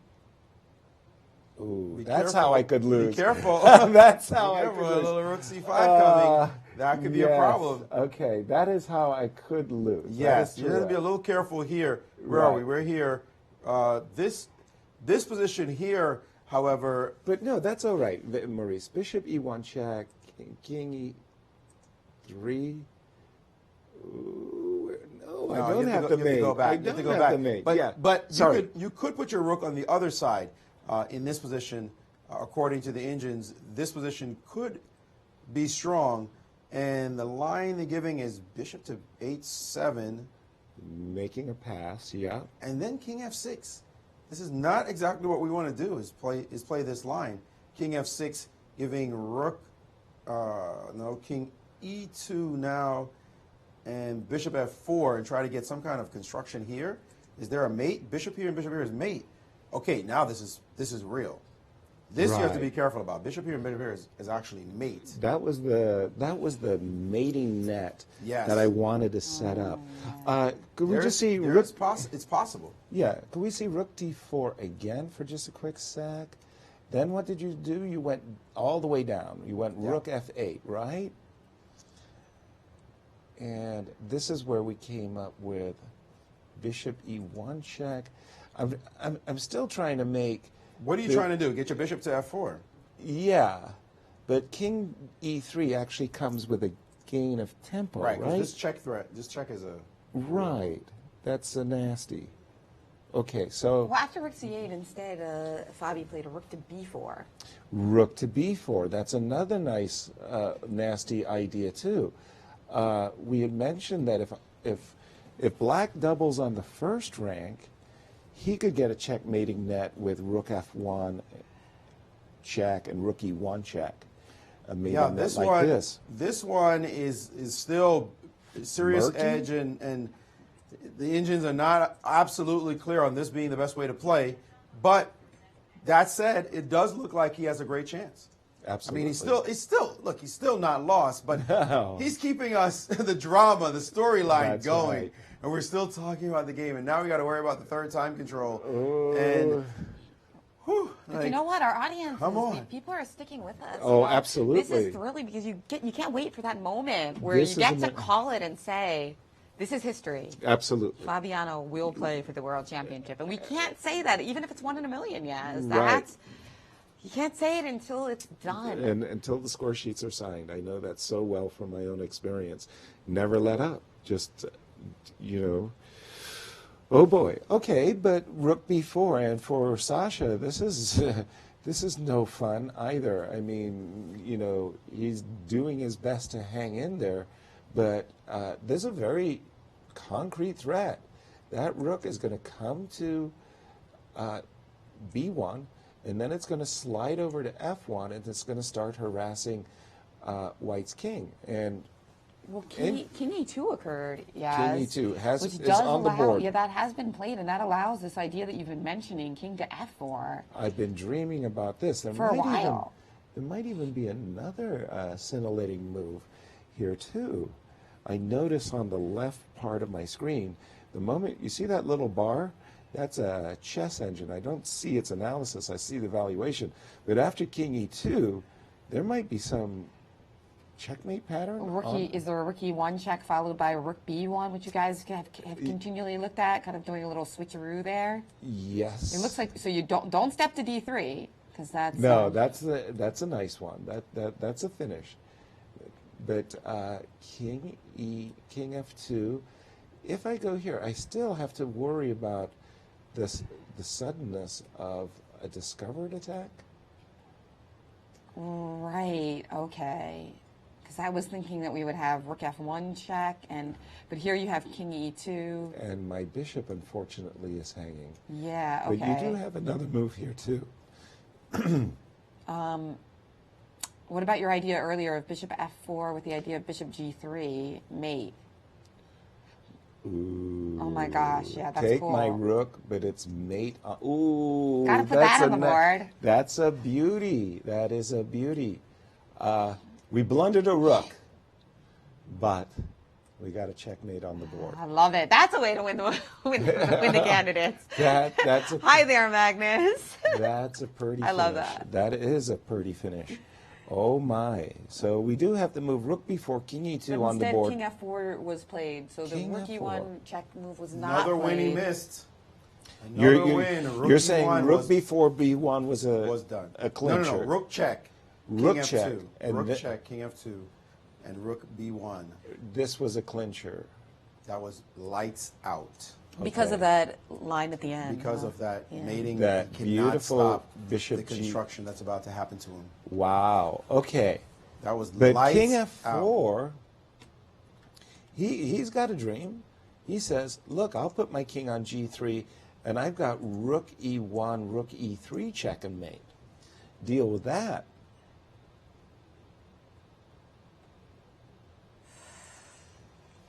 That looks like a very, very powerful idea by Fabi. Well, it was stopped. And it looks by like King F2, I suppose. And it looks like they made move 60, so that means that they get that extra, the bonus time, so nobody's likely to flag on the increment just yet. By the way, this is very nice. All of Fabi's pieces are on dark squares. that bishop on E4 may be waiting in ambush, but we have not... Blunderproof. Yeah, exactly. Blunderproof vest. That's exactly what he's wearing at this moment, a blunderproof vest. So do we have King F2 on the board? So I'm expecting Fabi to play Bishop E1 check to continue with his march. The king has to go to E2, and king comes to G3. And our very next turn, we're setting up that checkmate on the E3 square that we've seen a couple of times. This looks very, very straightforward. Well, we saw King F2 and then Rook on B to B1. Pardon me. Those moves have been played. So King F2, and then instead of Bishop E1 check, Rook on B to B1. Rook on B to B1 was Fabi's move. Yep. Okay. And then we saw Rook to F8 check, making the 60th move. And pushing the black king away from the G3 square. So before black has the chance to check and bring his king further into the position, check is forcing the king to drop back. Man, well, very confident that black is winning. 100%. But I don't like the sound of the time pressure introducing itself into the game. I just don't like. It's one thing to just have the position. They got extra 15 minutes, man. Yeah. Yeah. I just don't like it being a part of the plot. Yes. Okay. That if it was just we were just playing, we're casually playing forever, I'm going to torture you forever. But now that we have a sudden death time control introduced into the plot, it's like, all right, Fabi, we know you're keeping us all, on the edges of our seats. He might even be laughing, and so I'm sure at some point he laughed. Well, maybe I'm not so sure, but it's possible that he's laughing and thinking, Rustam is sweating it out right now. Mom and Dad are sweating it out. The girlfriend's sweating it out. Those knuckleheads in St. Louis, they're sweating it out. Like everybody's like, he's probably, okay, whatever. As long as he doesn't care about us at all and just plays like himself. But don't screw up the time situation. Time does some stupid stuff to our brains. That one is now a monster that just got introduced in the corner of the room and is waiting for some silliness to go on. At the moment, still dominant, still completely winning, but he's missed at least two big wins we've found so far. Right. Wins that would just force the guy to virtually resign, game over. That's a little ill feeling. There's a little bit of ill feeling when you see stuff like that happen, but he's still okay. Fabi has his way about him, and what he's doing really looks impressive to me, Maurice. Again, I'm just looking at very clean victories abound here. I mean, there is, let's just make a move for white. Rook over. Roro, there's rook e1 with the threat of bishop e3 check and mate. You got to sacrifice on c3, and that's an exchange. You're not lying. That's definitely. Do you remember? Do you Yes. remember? Was it Varusian Akobian versus Fabiano and Caruana? Yes, from the U.S. Championship last year. Up 2 pawns. And winning, and VAR had a miracle defense that became a win. Oh, that was maybe I got bad memories. We've seen enough of these stories. Yes. And I got bad memories just floating around. And of course, it's okay. There. It's okay. There was some other stuff on the board, and he managed. But how he blundered that one was, I feel the pain right now remembering it. That was catastrophic. Let's just come on now. If we're let's just clean this up, Fabi. Hurry up and finish him off already. Yeah, and if we really want to revisit horror shows from a Sinkville Cup, there was this mad time scramble between Fabi and Magnus. Yep. And literally move 40. I think it was like rook d2, losing on the spot. Yep. Because of the time trouble that you mentioned. It does cast a dark shadow over Stuff potential can happen outcomes. in winning positions. Stuff can right. happen. And this is one of those, you're just winning. Chess is a cruel game sometimes. And you got to get the job done. We do have a different move. I think we just had this situation. Rook check, king here. The move that Sasha has essayed is bishop back to d3. Okay, so this is the situation on the board. And while mating, checkmating, while the checkmating nets abound, let's just take a quick look at this move. Rook e1, so I'm threatening bishop e3 and mate, right? Am I right in thinking bishop e2 is boxed? And that must be why you played bishop d3. Right. Now, no, I can't. This is not checkmate anymore because you do have the e3 square. By the way, whoa. Rook here. Now, what does he? What can black? Pardon me. What can white do for a move? But Fabi played a different move, yes. Okay. What did he do? We do have bishop d3. Sorry. We do have bishop d3 on the board, I believe. Yes? Yes, and then rook to b2. Rook to boy 2. Yeah, things are starting to go in circles a little bit, but... Okay, rook to b2. Huh. That's a good-looking move. It is a good-looking move. Because now we can play. Well, we can't. Doesn't really change that much. Does I think it? you have to take this rook, right? We were talking about our trade's good. Oh, but what about just like forced? Fantastic. Or with rook c8, just like trying to stop. Right, just hanging tough. Stop the right? bishop from moving on d2. That's right. Stopping the bishop. Well, we come back to our. No, sorry, I really want to play bishop e1 check and king f4, and the bishop e1 check will be met by king e3. What if you attack the rook again? With rook a2 or rook a2? Well, there's no choice now. I am obliged to trade, right? And what is happening here? You have rook. You have to good. play. You have to play rook b8. No. Right. To get behind the pawn. And I pushing bishop b4. You have bishop b1. Oh, yeah. Bishop b4, bishop b1, huh? Bishop b1 keeps me in the game. But wait, bishop c3. You move your king. Bishop c3, king e3. Actually, bishop c3 is not even a threat other than the push. Here I can force you onto the second rank. No. You're mated if you do. Oh wait, you're not because mated. I'm queening with check. Oh yeah, this line is lost, right? So, but bishop c. So rook, but you have to. Bishop c3. I have to play bishop e1. Bishop e1, rook a1. I know. And then you have to move your bishop again. But here, you can nibble. Oh, go get the pawn. Yeah. Yep. Yeah, and then I want the h pawn too.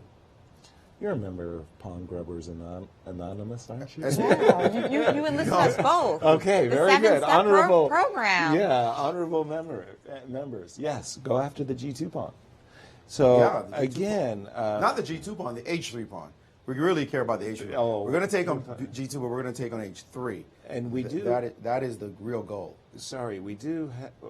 Let me refresh my board. Over to you, Maurice. What is Fabi's winning concept here? Well, I mean, this move. What's this the board? What did you play? You played rook c8 here. I think I made a pass like rook c8. Yes. Rook c8. So rook c8 looks like rook a2 looks strong, and then we traded and went rook b8, and rook to b8, and the bishop to c3, and then the engine's already panicking with f4. Yeah. To show that there's some real challenges here. But instead of rook a2, rook f5, a5. Also rook b2, rook c8. Is giving a trade here. And was rook c1 possible? No, rook a2 again. Rook a2 again. So this position is quite critical. And now that it's here, rook c1 could happen too. Exactly. Yeah. Where are we? We're here. Now that this position has happened, yes, Grishuk has gone into a deep think. And we think rook c1 is another idea. You mean on his 15-minute break? Rook takes c1. Rook c1 here. Well, you mean after rook c8, let's say. Instead of rook a2, after rook c8, instead of C1. that's another idea. This move, because you're getting to play king d4 after a trade of rooks. Yeah, that's oddly, the engine's giving the move f4 to give the king a place to run to again, which I guess makes sense. But it is definitely huge problems for black, for white. For white, no matter what he does A2 in or this rook position c1. here after rook to b2, this shifting of the guard and the rook leaving, this blockade is certainly looking very tenuous indeed. And it seems as though Fabi is starting to force white to play moves that he needs to spend time on. And that's a good thing. If you have to sit here for a while, you need Grishuk to sit here for as long as possible because then he's going to get in time pressure. This is looking very promising for black. No question about it. Progress has been made, No with question. those pieces kind of encroaching on, you see them, Absolutely. and they're outnumbered, that rook on c2. Yeah, it looks like a good blockade, but the rook on f8 is not participating, and it's going to get broken. Yes. And that pawn will start to block. Play. Yeah. And I found a draw, by the way. You found a draw? I found an easy draw. I think this, take this, go here, you move, push, you go here, check him, he takes the queen, and okay, so you at least have that. Yeah. Right? So that's not okay. It's not a You're not getting points on that one. I didn't win the game. But he sees that, right? Yes. That's a very easy draw now for him. That is true. If he wants it. So that's important at least, that he can draw in that kind of, like, he can always make that happen. But Maurice, can't Fabi play bishop e1 check, bishop d2? If Fabi wants to force a draw, that could be a forced repetition at once. If you mean forcing the king to go back and forth? Correct. Well, maybe the rook would, but I think by now we think he's trying to win, don't you? Oh, without question. At this point. Yeah. We would think so. But I think. Do we have moves? Update your board. If I'll update mine, and I can tell you if we do have a move. A check. And after rook b2, king e2, you're right. We do have a check. And that is the current situation. That is. Now, your rook c1 idea, you know what I like about this? I love this geometry of it. Is. It's beauty. Nexus. Dark squares. Trapping their rook. It's almost like we're playing some Go or something. Right. You know, some kind of, you just surround the rook on the square. If only we could move our pawn back to e7, so everything's in a dark square. I think rook c1 really looks good. Yeah, rook c1 would force this capture, and suddenly the pawn is there, and then your bishop's coming here. That's big. That's a big deal. Progress. And closer now it looks to winning the g-pawn. Yeah. Now bishop here, and give me a pawn. That's right. Okay, now I don't feel any danger for black, even in a time situation. I feel no. Once a pair of rooks came off the board, there's no losing chances. That's zero. Right. Not a chance. Anyway, he was back. It was no way we'd lose anyway, it seemed. But here, the odds are even more minimal that you could possibly win. Exactly. As well. We're adding some zeros, guys. The engine likes to say 0, 0, 0, and we're adding zeros to the chances. The odds went huge. Yes. And obviously, if another pair of rooks come off, then there's absolutely no way to lose. And so it's getting, so the draw is clinched. Can he win this position, however, will be the main question. It looks like rook b8 is absolutely forced to stop this pawn from advancing, and then you just defend the guy. And now we've got a nasty little threat called bishop d4 and rook g1, and more progress on the way. That's right. Another pawn falling, and they probably have to play that move you looked at earlier, f4 check, just to stop that. But then another pawn is falling. Exactly, and that's 2 pawns. And these bishops of opposite color middle games always favor the player with the initiative. I love how you say middle game, even though the End queens games. are off the board. End games. Sure. But there are checkmating. Attacks. Yeah, but there's some checkmating variations. Which That's we have why seen quite a number, in fact. It's not pure. With the rooks on, there are ways to encroach on your opponent's king, even with bishops of opposite color. Precisely. So it's not an end game. Especially with bishops of opposite color. That's right. If you cannot fight my bishop, as long as I have major pieces on the board, that's right, you are in trouble because you can't fight. Whoever has the initiative owns the game. And that's what's happening here. It's especially, you have a pronounced advantage. You're virtually up a piece. What is the white bishop doing? Defending, blocking. It's an irrelevant piece. Yeah. It's not doing anything. It's just sitting there. Right. It is garbage. And we don't have that f4 check idea anymore after, like, in those lines with bishop d4 and rook g1, because we can just take the bishop. Yes, as well. So, yeah, that's just going to lose that crucial pawn on g2 and win the game, yes. Absolutely. And we have breaking news. The game is over. Fabiano Caruana has won against Alexander Grishuk, winning his spot in style. Bravo. Congratulations, Fabi. Woo! Wow. What a game. Okay. What a performance. Rustem can celebrate. Fireworks in the central West End where Fabiano is falling. This is where Fabiano lives, and you know there's going to be parties here in the central West End as he has earned the first place prize of over $100K. But we've mentioned it before. This is really worth $1 million plus, Yasser. A life-changing, a career-changing experience, as he will be challenger to Magnus Carlsen. And Absolutely $1 million incredible prize from the match. Full point win after he won that Sinquefield Cup in sizzling fashion, going 7-0 to start the tournament. There was nothing in his life he could do to do better. There was only one thing that mattered, was now his sights on Magnus Carlsen. It took him from 2014 to 2018 to be able to realize that potential that everybody was talking about, but he has finally done it. And come November, he will challenge Magnus Carlsen for the world title. And there are cheers going on in the club. There are cheers everywhere around the world, for a fan of Fabiano Caruana, and for chess guys. Let's admit it. This is a match everybody has wanted to see. And even if Magnus, as Garry has said, is the favorite, having the experience, and is the best player in the world, this is still going to be a fascinating match. Absolutely, no question about it. And Fabi will have his chances. For sure. What a fabulous finish. You want to just replay those final moves? Because rook c1 was the choice. Visual, absolutely. Rook takes b2, c b2, rook b8, bishop to c3, and after a quick bishop to e4, bishop to d4, king e2, and I believe a few more moves were played. It looks like king f4 was played on the board, rook to b7, king g... No, it looks like there's another rook move. Rook b4. Let me refresh. It was here. Right. He played rook, king f4, rook b4, and then e5, closing the picture. Everything on dark squares, making this bishop in effect a pawn. It is now officially just a pawn that's able to guard b1, but that's it. And then he played rook to b7, king into g3. This is dropping, h3 is dropping, pawns will push. Simple technical, and this rook is frozen, this bishop is frozen. Black's just up material now as he's going to queen his h-pawn. Clearly needing to resign this final position. Nice effort by Fabiano. Didn't get all the wins. He had a few wins he could have knocked him out with, but now it just doesn't matter. A full point win. Clearly the rightful challenger to Magnus Carlsen. No question. He cast no doubt after that victory. Did he have? No. Let's take a look at some of the candidate tournaments. Well, we're going to take a look at the final standings. Levon Aronian came in as such a favorite, having a phenomenal 2017, but he finished in 8th place, $20K for his efforts.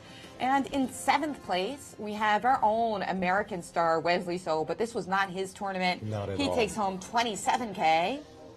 Next up, we have tied for 5th, Alexander Grishuk, taking home 41K. He lost his final game, and that put him in the same spot as the formidable Vladimir Kramnik, also tied for 5th, who seriously entertained us throughout this tournament, Yasser. He certainly What a did. show he put in. No question about it. He stole the show.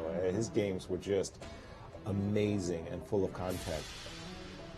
Meanwhile, we had the Chinese challenger Ding Liren.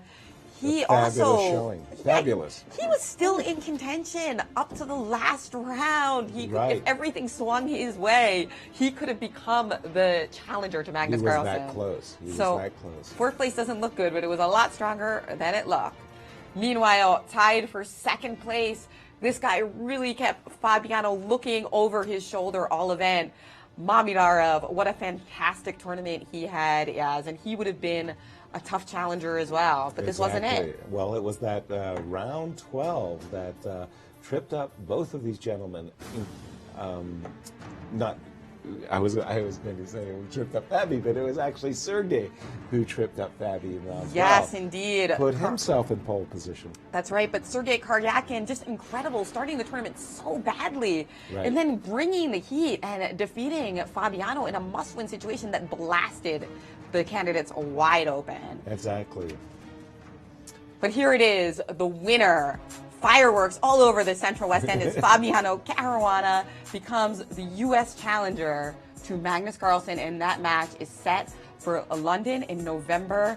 We can't wait to watch that, Yaz. This is a $1 million win for Fabiano Caruana. He wins over $100K for 1st place, plus a minimum $500K in the championship, plus the endorsements, the seed into next candidates. It's everything. Sponsorships. It's everything. And hopefully this will really create a kind of a renaissance for chess here in the United States. But let me interrupt myself and say we have very special guests, some very happy people. That's right. We mentioned them in the show. Yes. We didn't realize they were here watching. Well, they are locals. That's right. Santina and Lou Caruana, the proud parents of the challenger, are with Maurice. Absolutely. First of all, congratulations, Mom and Dad. You're everybody's mom and dad now. Tell us, Santina, how does it feel to watch your youngster pull this off and is now the challenger to the world title? Feels like a dream. Maybe I wake up. But I'm very excited. I'm very excited for Fabiano. He deserves it. the United States deserves it, San Luis deserves it. I think that is, I can't believe it. My heart is pounding.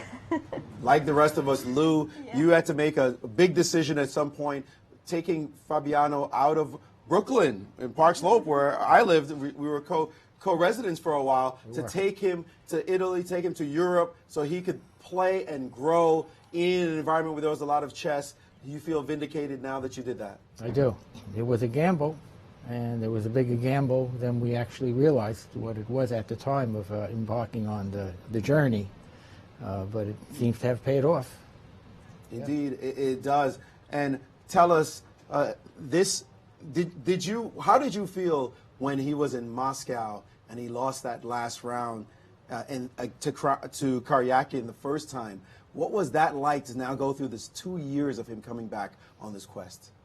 Well, as a mother, and I am not a good chess player, I always anticipated the worst. So I had to step back, actually, and not to follow the tournament. I asked my husband to support me about not to follow the tournament, just because I don't want like influence with my emotions about out-picturing the same result of 3 years ago. So I said to myself, it's going to be a beautiful surprise, or it's going to be okay. Life continues, yeah. So we Lou say okay. So we don't follow the tournament until Joy called us today. Wow. What did that feel like when you heard that he was? No, actually, I would say yesterday, Lou thought that the game was over yesterday. The tournament was over. He made a mistake, so he said, yes. I saw the results yesterday, and for some reason on the calendar, I thought it was the last round, and I said, oh, wait, he got it, you know? And then, of course, absolutely. Then we saw 13 instead of 14. There's a playoff, and there's a playoff. Fabiano is terrible playoff. There was no playoff. And we saw 8. I said, no, he won. And after he said, no, there's another game tomorrow. Another game tomorrow. Oh, man. That must have been really keeping you on tenterhooks. We try to stay off the roller coaster. Because it is a roller coaster. Yeah. So and when you're on the roller coaster, you really can't do much else other than, And so I lose like 3 weeks of my time following the tournament. So I do other things that are productive. Well, I know I can't help when he's playing. Tell me that, because we do have very involved parents in the chess world. Famously, Magnus Carlsen's dad has been a part of his career pretty much from the beginning. When did you decide to step back and let Caruana control his own chess career? Well, he decided that he pretty much he kept on pushing for more and more independence. And he got to the point where he said, I really want to start making some of my own decisions. So, of course, we consult on everything, but, he's in the lead, basically, in terms of decisions. And now he's won. How are you going to ignore this upcoming match? Well, you got to play against Magnus. Yeah, it's going to be a lot exciting things in the summer right now, to do in the summer, preparing for the World Championship. We are going to, have a lot to do. Yeah, we do a lot of work before the competitions. There's a tremendous amount of involvement before the competitions. But once the competition starts, of course, he's the one at the board making the moves. Can't do anything else. So in terms of chess training, chess camps, physical training, that's what we do. We prepare all that for him. We are totally involved in Fabiano's career. My husband is managing his career, and of course I am the one consulting, and keeping everything smooth. But we are the one that preparing for the chess camps and for the candidate and what is going to go now in the summer. So now whatever happens. Okay, so we had one set of problems. Now we're going to another second problem. Now we have another set. Similar problems, but they're somewhat different now. Absolutely. So we'll be working on this other set of problems between now and November. I'll give you guys the last word on this. What are you feeling just right now? How sweet is this? I don't get too emotional about these things. I don't. And really, right now? Yeah, I mean, I'm looking towards November right now. That's where my mind is right now. And you, Mom? I feel that Fabiano really deserves it. That his talent is extraordinary, and you know, his life was not so easy. Going to Europe and leave his country, and returning to his country, there's a lot of personal growth, and I think that he really deserved it. And he brought his best because, you know, when he's very stubborn, that is his best. And I think in this tournament he really will say, you know, this is going to be, nobody's going to take away from me. So then when he plays his best. He so I pushed for feel that like last point. Yeah, I feel that, you know, I'm very, very proud. And you mentioned this idea, just to add, you mentioned this idea that he left his country. A lot of people have said, well, you know, he's really Italian, he's really European, he's not really American somehow. Well, it seems silly, given that he was born here and educated here. He's a native-born American. Right, absolutely. In all aspects. And how do you feel about that? Him doing it as an American, coming back home and getting it done. This is where he belongs. So he's returned. Going to Europe was one thing. Changing federations was another strategic decision. I think it was a good decision at that time. Coming home was the main goal, and we always felt that he would return here, where he belongs. I think that also this is not Fabiano's success. We have to see as United States. You know, we have to bring the victory to the country and the title to the country, which I think that we have a good chance, right? Yeah, I think so. Yes. Absolutely. Well, congratulations. We know this has been a long journey, and you have been behind him all the way, and we get to see you guys and congratulate you. Very proud parents indeed. Fabiano Caruana and his parents, thank you. They have done it, and he is now the challenger to Magnus Carlsen for the title of world champion. Thank you, Maurice, and our congratulations as well. Jennifer, it's been a thrill. What a today in chess show we've had, and what a tournament we had. Oh, yeah, and I love that interview with them because it really shows you that there's like this, we talked about game within a game, but then there's a bigger game of the preparation, the career, and a lot of times that has to do with not just the brain and the talent, but the people around you. Exactly. Your parents, the supporters, your friends. Well, that emotional support is so vital to a chess player as well. Just to know that, you know, you're going to a tournament and all the people who are important in your life are backing you completely, that's just a very powerful impetus forward. Absolutely. I mean, he's doing it for the coaches that he's been working with, yes, the fans, the family, and, you know, it's just, I know that the Singfields are so proud of Fabiano for, you know, the fact that he's a St. Louis resident now. And he's achieved what so, he has done. And, you know, obviously some of his preparation will happen right here in this town, and of just course. like the brains that you have in St. Louis because of this chess club here. It takes it to the very top. Absolutely. And Fabiano will go from this tournament to Genki, but then he returns for the U.S. Championship. Right. So if you want to come and personally and congratulate Fabiano on his fantastic historic victory personally, you can do it by visiting the St. Louis and the U.S. Championship in 2 weeks' time. Oh, yeah. If you were thinking of visiting St. Louis, this is your chance, April 17th to 30th. Come on down for a weekend, see the World Championship Challenger in person, and additionally, you know, he's got some competition, yes. And look who's going to be here. Well, Wesley So, the Holy Hikaru Trinity, Nakamura. the top 3 players in the world. Alexander Onishuk, many-time U.S. champion. 2 players from the gold medal winning Olympiad team, Ray Robson, Sam Shanklin, our very own Varugian Akobian, many-time competitor in the U.S. Championships. Here, Archbishops, that's what I wanted to say, one of the leaders of the Archbishop Pro Chess team. Jeffrey Zhang, this young junior player, finally getting back on track, now back in the World's Top 100, just won a tournament, the Classic. That's right. These guys, all these guys are going to be hunting for Fabiano, but you got to ask yourself, Yaz, if Fabiano got 9 out of 14 amongst, you know, the best players in the world, Kramnik, Karyakin, how's he going to do in this crowd? Or is he going to kind of relax? It's going to be so dramatic just to find out. Exactly.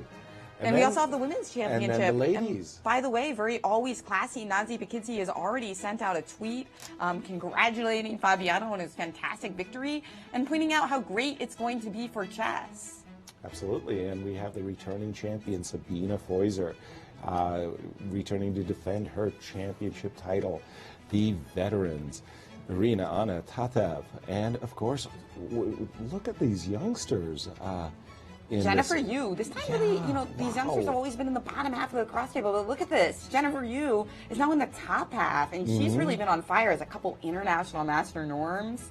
2,400. Now, another player who, of course, was closely watching was Tatev Abrahamian, who often does the Twitter, the social media, and the newsletter for big events like the Sinkfield Cup. She says that it was so tense she couldn't watch today. I know. I felt like Lou, Lou as well. I didn't want to watch. Right? But you had a job to do. Right. Yes. Yeah. Yes. But final thoughts on this historic day for American chess from Maurice Ashley. Guys, we have been together for a long time, and we have seen some amazing moments. And what a beautiful career to have, to be able to watch chess history in the making. This has not been seen. First of all, Bobby Fischer, 1972. We did see Garry, which some have said maybe in 96 doesn't count as strongly, but it was definitely a big accomplishment. But that was over 2 decades ago. And to see an American challenger, to be able to be an eyewitness to it happening, to be alive when it happens, is just simply magnificent. Fabiano Caruana realizing his talent, all that work he did, leaving home, leaving American soil, going to Europe, getting all that seasoning, and then finally coming back. Like his parents said, they always wanted to do it back home. It's a moving moment, it's a touching moment, and it's also an exciting moment for American chess and for world chess, because I think everybody knew that this young man really was a rightful challenger ever since he came and blew up the whole building by winning that Sinkfield Cup back in 2014. He is here now. It has arrived, and I can't wait for November to see that epic match. I can't wait either, and you're right, Maurice. We've been waiting ever since that incredible Sinkfield Cup result, and even Magnus at that point said, yeah, looks like he's the guy. Yeah. Now, 5 years later, he is the guy. And that's official. Indeed, and I agree with Maurice, though, that of all the historic things we've seen, the Sinkfield Cup, the Magnus Carlsen victory, all the different U.S. championships with, Sabina's incredible win last year and Nazi the year prior. This is very emotive. Yeah, Kasparov's return. The Kasparov's return, exactly. But this could just take the cake, yes. Oh, because, without question. This could change American chess. We all love this game. That's right. For everybody involved in chess, yes. The U.S. Chess Federation, all of the chess in the schools programs, and all of the things that the St. Louis Chess Club are doing to try to promote the game and give resources to people who love it. Exactly. It's all just going to explode. The infrastructure that people have put into place is now going to be used. Of course. And by the way, our show, we have a lot of supporters behind the scenes. Let's have a look at our staff. Oh, yes. Here they are, our wonderful cast and crew. We've got Tom. We've got Jen, our director, who fills in for Randy Sinkfield, who is the founder of the Spectrum Studios. Exactly. Marcus, and you see Mark and Tammy. Kite back there. Brian. Who am I missing? John. You got T-Dub. Big Tom. I think you got, I think you got Tom. Yeah, Big Tom, the director who's keeping everything going. Exactly. Doesn't matter how exciting it is, and for this tournament, it's always been really exciting. But Tom is always in there excited. And of course, on the very left there, Eric Mosel, who makes all those beautiful graphics and those montages, the teasers to open up the show. They're really, really marvelous. Oh, gosh, yes, he's good. He's really good, and just keeps getting better. Yes, and the other thing about this crew is you heard a lot of them cheering, and that's because Fabiano. Of course, they would cheer for probably any American challenger. They're all great guys. But Fabiano is really a gentleman. He likes to socialize when he's not involved in a serious competition, and he's a fan favorite. Yes, no question. We play a lot of bughouse against one another too. So is that part of the secret training? Yeah. We all had a hand in him getting here. Of course. I remember when. No. Really, really deserving. What can I say? Just salute. Fantastic. And so next up is for us the U.S. Championship. So just in 2 weeks. Right, in 2 weeks. And right we're going to be able corner. to hear from Fabiano himself at that tournament. I'm sure somehow Maurice might touch on this result in the post-game interviews. Right. Well, give us your final word, Maurice. How do you feel? I mean, just historic. I think I got to go find a club and go do some dancing, baby, because this was absolutely just such a great result. And to finally see it happen, it's just amazing. It's just absolutely amazing. And yeah, I'm going to be asking him a lot of questions about that, but I can't wait to just actually see him, punch him a little bit, then give him a big hug. Exactly. He got it done. The young man has arrived, and he is now a boss. And it is time for him to prove himself at the World Championship level. So it just doesn't get any better than this. It's here, guys. You got to pinch yourself because it's here. And what does this mean? One Rex Singfield who has said, I want an opening so that I can maybe bring the World Championship to St. Louis. Whoa, what? Right here in American soil to see that? That's just, the possibilities, they've just begun. And we're going to be talking about it for the next 7 months. Right. It's just absolutely incredible. That's right. For the next 7 months in the United States, eyes are going to be on chess. Eyes are going to be on this young man who is going to be the challenger for Magnus Carlsen. And the next stop is going to be right here in St. Louis on April 17th, where the U.S. Championship and the U.S. Women's begin. So thank you, everyone, for staying with us on this historic tournament. And signing off for everyone here at the St. Louis Chess Club and for Yasser Seirawan and Maurice Ashley. Thank you, Jennifer. Good night, everyone.